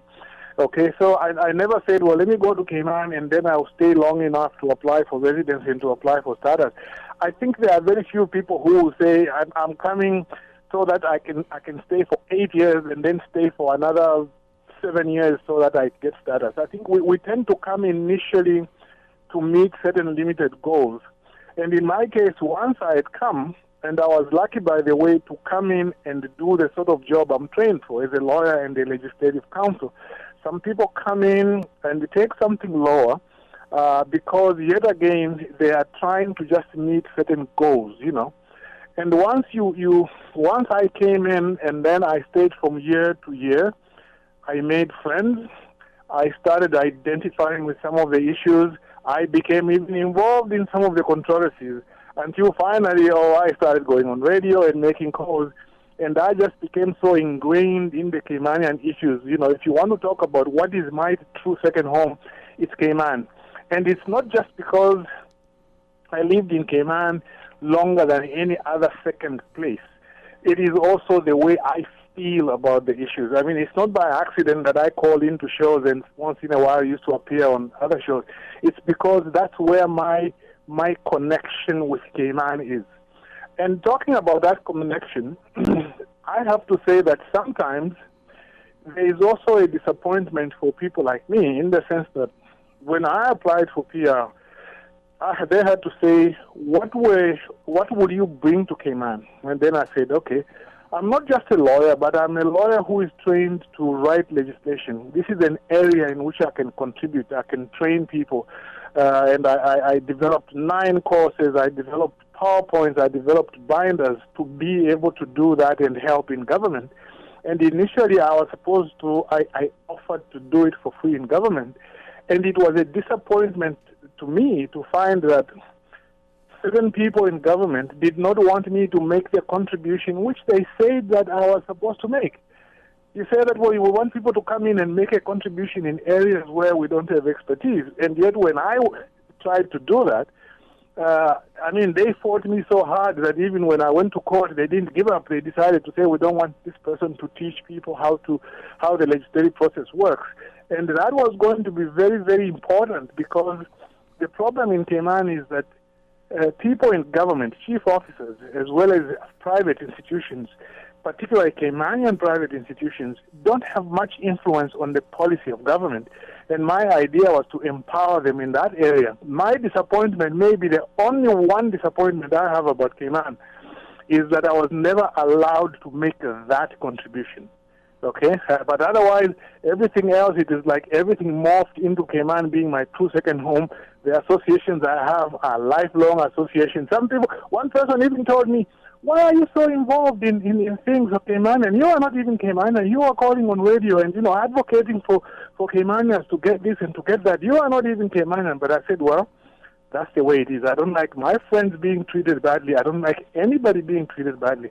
And you can contribute both by supporting power as well as sometimes by opposing it. So that's my, yeah. What do you think about that, sir? To the call online? Mr. Sterling, Mr. Biller was kind of broken. Okay. Yeah, I couldn't really understand what okay, so his point was basically, I mean, here you are in Cayman, and we come together. We share. And I kind of want to interject your word, passion. So whether or not we're born here, whether the objective, as you referenced, there are not many who would come with this physical intent of staying. But I want to ask though, if I might, you talked about passion and the like, and we're looking at the Cayman context, so to speak.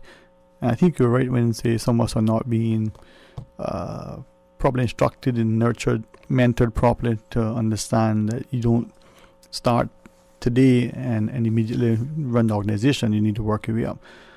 But do you think we are our worst enemies? We're not as supportive and nurturing of each other. We're not, as the gentleman, the young 18-year-old I called earlier, he's maybe not feeling that there's a place for him.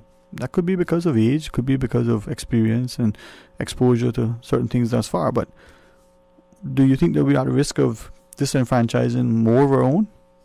He and many may feel disenfranchised, perhaps because of the worldview that we have been trained to view the world.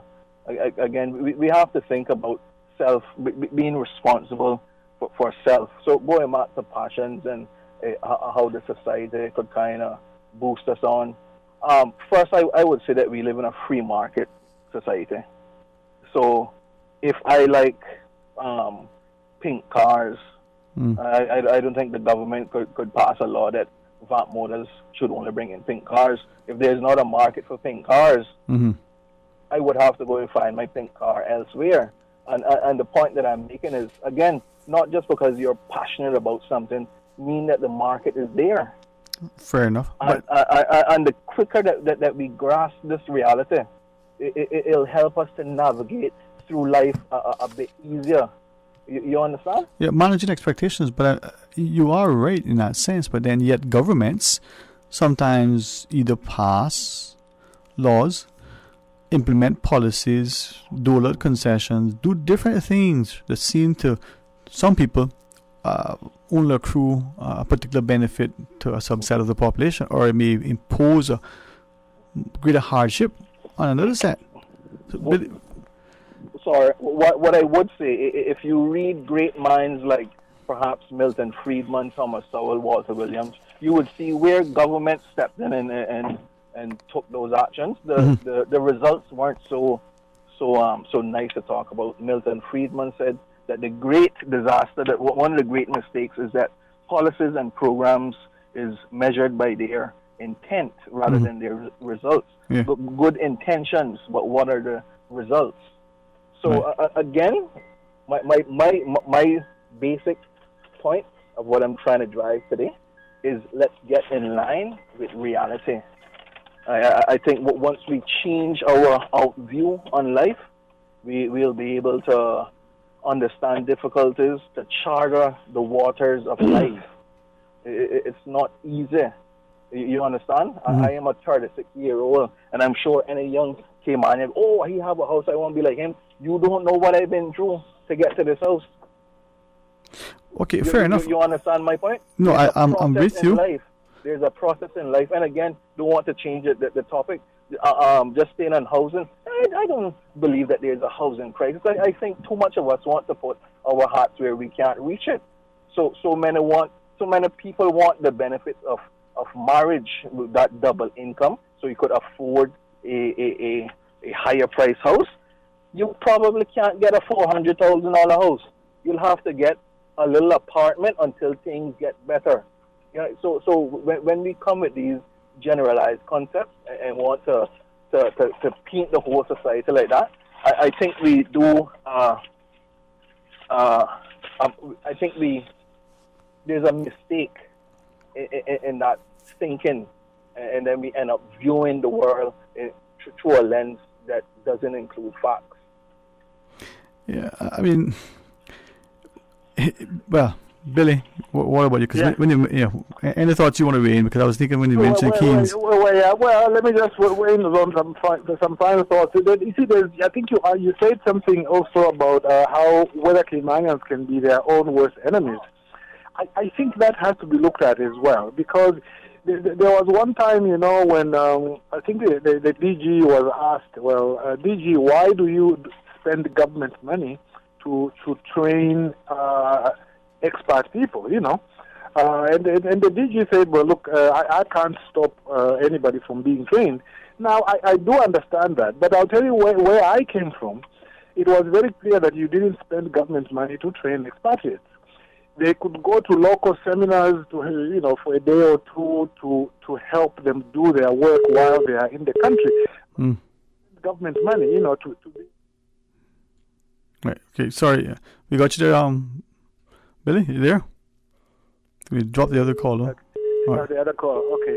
Yeah, but just to conclude, so it's just that I think there is need for clear policies. I saw people there are expatriate people who have been allowed to leave their contracts, go and do a master's, and then come back, and then when they get permanent residency, they kick out the Caymanians. It's like pulling the carpet from under your own feet, and I think those policies I think needs to be looked at and tightened. Well, thanks very much, Dwayne. This is very useful, but those are my views on that. I mean, my views on this, I think, are almost as strong as any Caymanian's views might be. Yeah, well, this is it. And if I might, we have a listener who, if it's appropriate for you to answer, ask us to ask if you were still involved in representing the fine ladies relative to the beach access issue. Oh, the beach access issue. Oh, yes. The beach access issue. I'm not so much involved in it now. I'm still involved in that the people who are, who I've always been associated with, we still confer to this day. But I'm not like formally representing them now, but I'm still part of the team.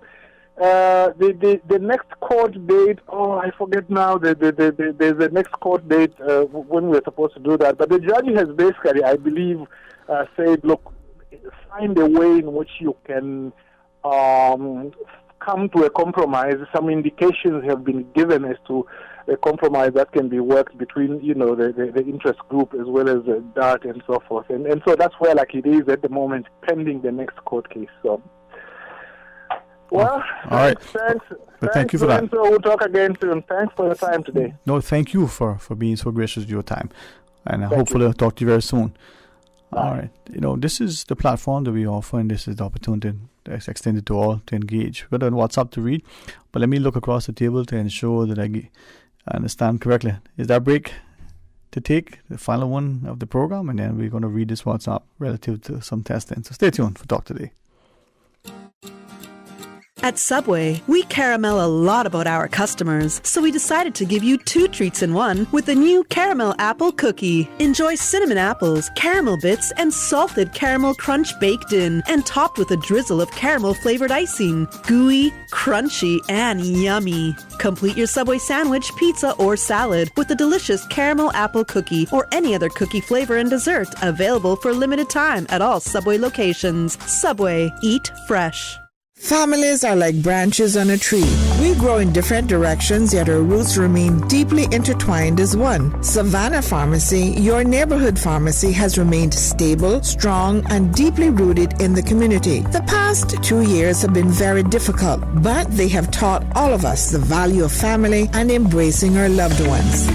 This 2022, Savannah Pharmacy encourages everyone to get in touch with your roots, embrace your heritage, show some extra love to your neighbor, and make the year a memorable one. Time is precious. Cherish it and those you love. Savannah Pharmacy, always just around the corner with everything your family needs and convenient opening hours, including Sundays and holidays. Savannah Pharmacy. For more information, call 946-3336 or WhatsApp your Savannah Pharmacy prescription to 929-5045. How do I lose weight and keep it off? I can't just eat salads. Have you tasted my family's rundown? And oh, what about the turtle meat? These are common questions I hear from people when it comes to weight loss. Learn how to lead a healthier lifestyle, the one you desire, and successfully manage your weight with my proven step-by-step process and my new book, New Shoes, A Journey of Self-Discovery. Working with Donna has helped me create a healthier lifestyle. Old habits are no longer a challenge. If you're looking for help in managing life, reducing weight, and maintaining a lifestyle that fits your wellness goals, Donna Mitchell is the coach you need. New Shoes, A Journey of Self-Discovery has been tried and tested on hundreds of participants in the Cayman Islands and is available on Amazon and Kindle. Order your copy today. Visit inspiredwithdonna.com for more details. Let me tell you something. I've been fishing our island since I was a boy, and it's getting harder and harder to get a good catch. Maybe it's because there are so many more people in Cayman than ever before. Maybe it's because of how the climate is changing.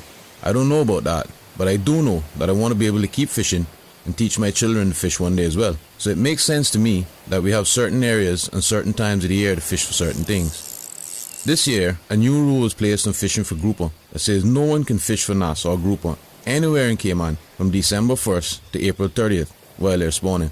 There is also no fishing allowed at all for any kinds of fish in the spawning zones, and no scuba diving there either. It feels unfair not to be allowed to fish where my dad taught me to fish, but I know that being patient now means we can keep fishing for many more generations. We're all in this together, right? For more info, download the Cayman DOE app or visit doe.ky. Talk today. But I do have some questions. Talk today. Cayman Islands' foremost listeners participation program. Talk today. Because there are more questions than answers. What the public is saying. Waiting to take your calls right now. Sterling Dwayne Ebanks.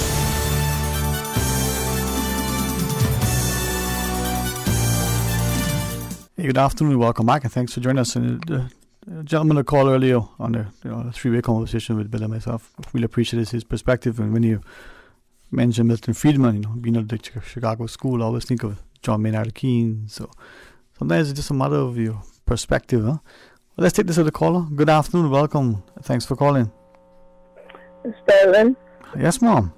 I was trying to listen to that three-way call off and on. And I couldn't really get where this the young guy was coming from in regards to young people and housing and so forth and jobs and so forth. Sterling, it has come now, I believe, that the Caymanians now, they would take any size house to say it's theirs. Because Sterling, when I got my little house in Newlands 26 years ago, 2-bedroom, and that is still 2-bedroom. Nothing has been added on to that because I could not afford it. So I live in what I had, and I'm still living what I have. You understand? So I really don't think that everybody's into the thing about a big home. A big home comes from a good job, and you can afford it, and yakety-yak. You understand? Sometimes you have two partners to get a house. Sometimes you don't, depending on your salary. But so if I could ask you though, I mean, as I listen to what you're sharing, the caller did reference some points, and I get but if we don't have a society of people who have a dream, a passion, an expectation, something to motivate them, if we're making it seem that they don't have a prayer in heaven, what are we doing for their psyche? What are we doing for that society? We're doing nothing for them. Right. We need to do something for them. Now, is that sort of responsible to rest in the home, the school, the government through its policies? Is it that as a society our ethic or ethos should be that we're raising up people that aspire to these things, understand that it takes, like our parents did, sacrifice and diligence and perseverance and the like. But let me ask, are we consciously or unconsciously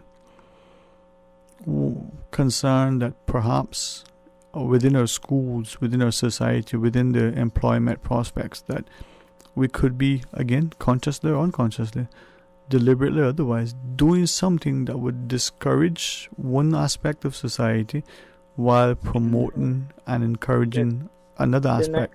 Yeah. Yeah. Sterling, it is.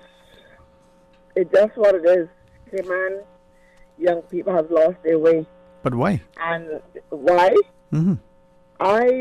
It has a mixture from home, Mm-hmm. school, and the crowd that they hang out with. Okay. We got followers. We got in the group. We got the followers, and when you got the followers, then you follow. Right. If you want to be a leader, you have to stay strong and be a leader. You can't be a follower because sometimes it takes you on the wrong road. Mm-hmm. And by the time that you realize what happened to you and you want to get back up on your feet, Right. society doesn't want nothing to do with you. Right. But if they've doesn't want nothing to do with you. if they've lost their way, right, what can we do to help them to again find their way? There's a lot of things we can do to help them find a way, but we're going to keep downgrading that individual, and that's well known for that here in this island. Yeah. We just want to see nobody prosper.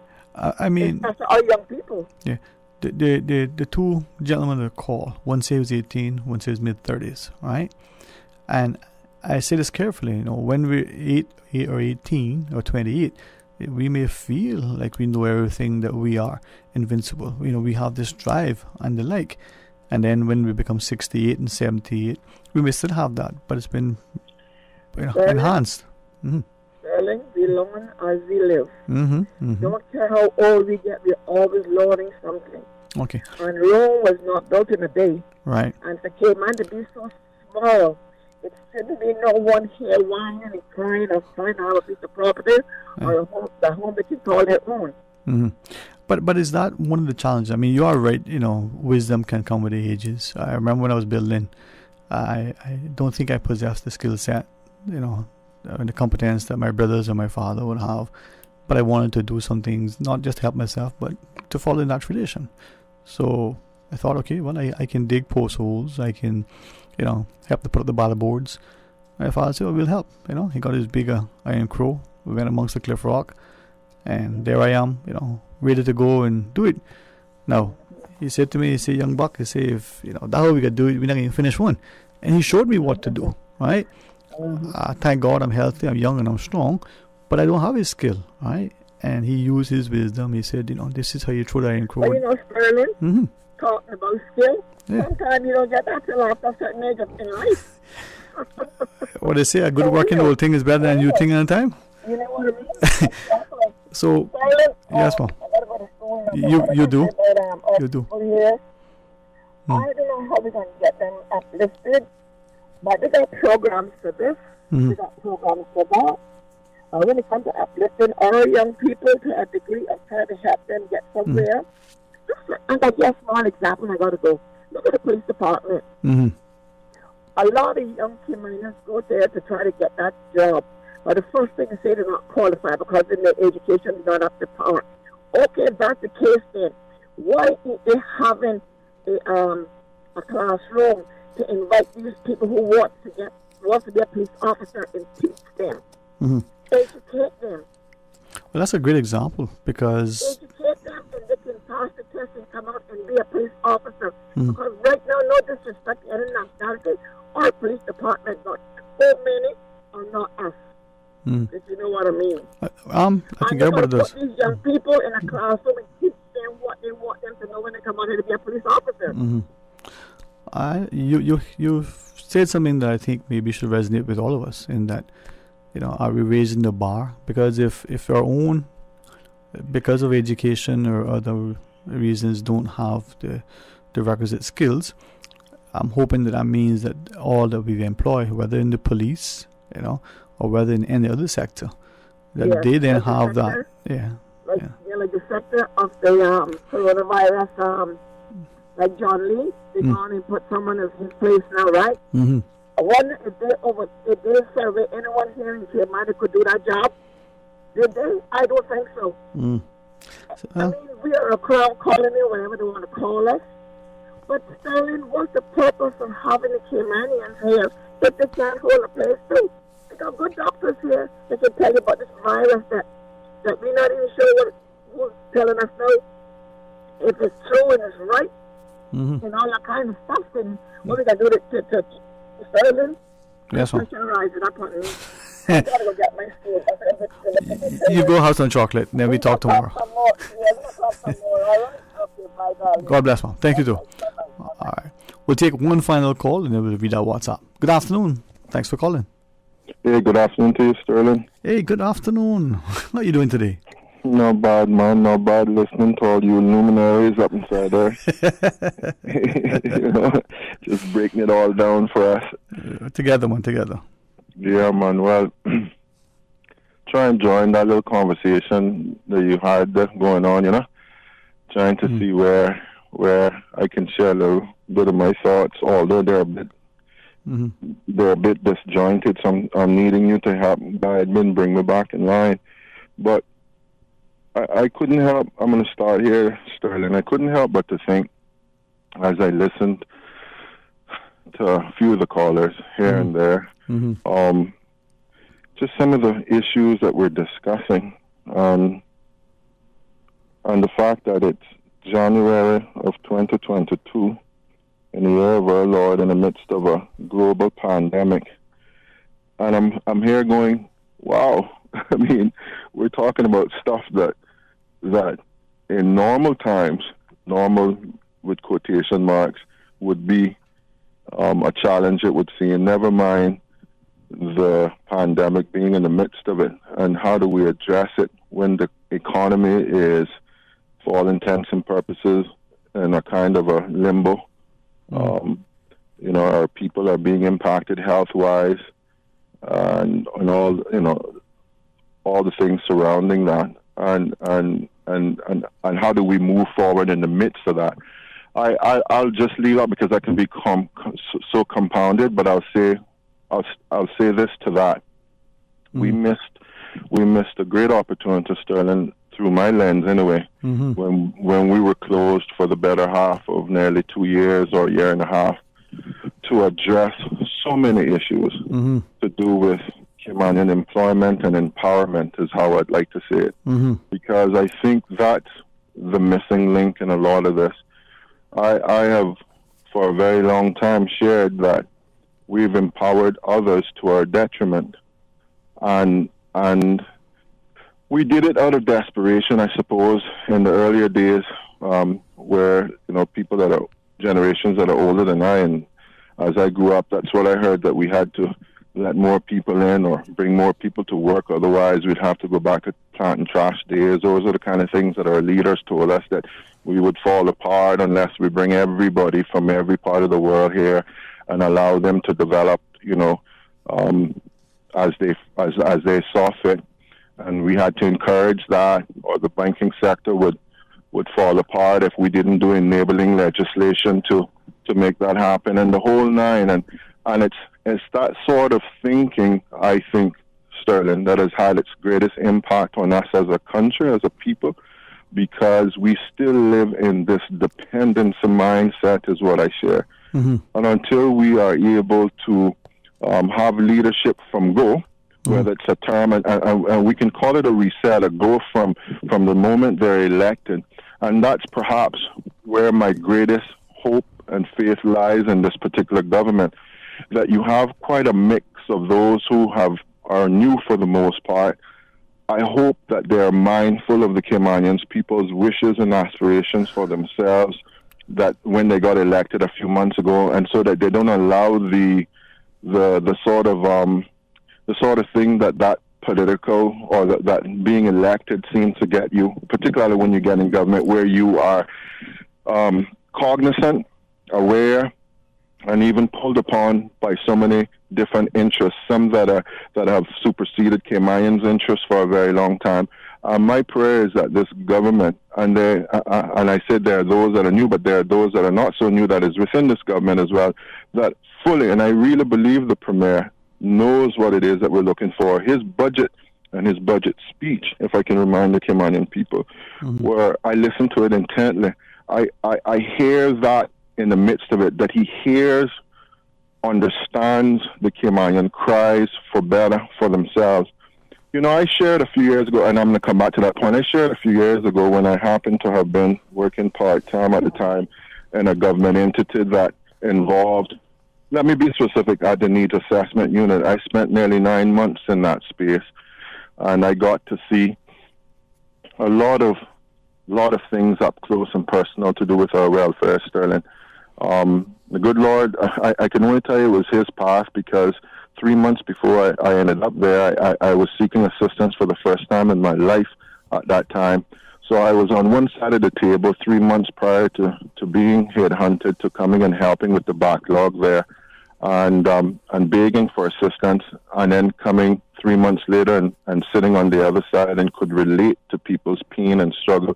And there were so many things that I learned in the midst of that. But I shared with a leader that was intimately involved with that department at the time. I said, we're almost at a point in Cayman where, in my view, if you have a government that doesn't want to stand up for the Cayman people, not knowing we would have a PAC government, some 8-9 years removed since that if we have a government that feels that Caymanians should be living on the crumbs, the trickle-down crumbs, then perhaps we should just say, okay, we can grant as many permits as you want, we can do all that, but guess what? Our budget is going to be stacked with assisting Caymanians. And I don't mean come in there and frustrating them to death, I don't mean come in there and saying you need to bring every piece of DNA. I talked about, are you Caymanian? Are you unemployed? Pick. Here you go, assistance. I said, perhaps then we'd get a bit of attention from some people to get them to realize that unless Caymanians are benefiting from this country, that the spin-off of it is that we're going to assist them without any sort of holdback.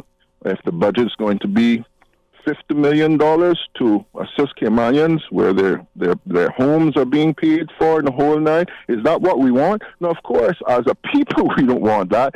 But it was the kind of, and he looked at me and he said, wow, I didn't really think of it like that. But I said, but is that what we want for ourselves? None of us want that for ourselves. I come from a generational Caymanians, but my grandmother and mother and them don't tell us about going around and looking for handouts. We're a hard-working nation of people. We're kind-hearted. But the point that I'm making is that unless we are willing to bite the bullet and say to some of these very competing interests, and we saw what these interests done, in my view, that influenced us wrongly again, because in my view, I've already shared that to you, bro. I think that we did ourselves wrong by opening up. I think the concept of living with it was the bubble that we had. I think that was from God, if you ask me. And I think we did ourselves wrong, because the benefits that we see that we're attaining, but that was, again, strongly influenced by special interests greatly. And we continue to do that, bro. So when I hear the conversations that I just heard, and I'd be thinking, my goodness, how long do we continue to do ourselves wrong like that? I encourage this government, I'll leave with this, bro. I would encourage this government to be mindful of why they are there and to really seek to redress some of the real issues that are not causing Caymanians to prosper in their own country. Now, we can take that from so many angles, and we will have to bite the bullet on many stances, but I'm so tired of Caymanians beating themselves up, and I'm so tired of Caymanians allowing others to beat them up. And it's because we have leaders with very short vision, in my view, and they're usually a very selfish vision, and I just hope that we can get it right soon, bro. It's just sad. Let's get it right, man. I appreciate it, and maybe, through this kind of discussion, we can at least ask the questions and maybe seek some answers. Huh? Hey, thanks very much, bro. Bless you too. Blessings, man. All right. Can I just take another quick second and maybe read this message? It says, good afternoon. Person writes, I now see why the rate of COVID is so rampant on the island. I just dropped off my spouse at the South Sound Community Center to get tested because she tested positive on the floor lateral test. Now they just extended the time to 2 hours. But trust me, there's no way in this world that they can test the amount of people that I see standing up there in line. The line is from the community center, that's in South Sound Community Center, to the Smith's Market there. They need to extend those hours because people are standing in the line too long and they're getting frustrated and just leaving. Appreciate that caller listening and certainly sending that message. And to the rest of you, I invite you to have a very safe and enjoyable, productive rest of this Monday. God's willing, will be a part of tomorrow and make it as productive, as safe, as peaceful, as pleasant as blessed as possible. Until then, be blessed. Talk Today is brought to you by Subway, open 24 hours in Countryside, Anderson Square in Georgetown, and Centennial Towers in West Bay. And by the Ministry of District Administration, Tourism and Transport. Explore your history, explore your land, explore your sister islands. MedLab in Smith Road Plaza, your complete medical laboratory solution. Call 949-7331.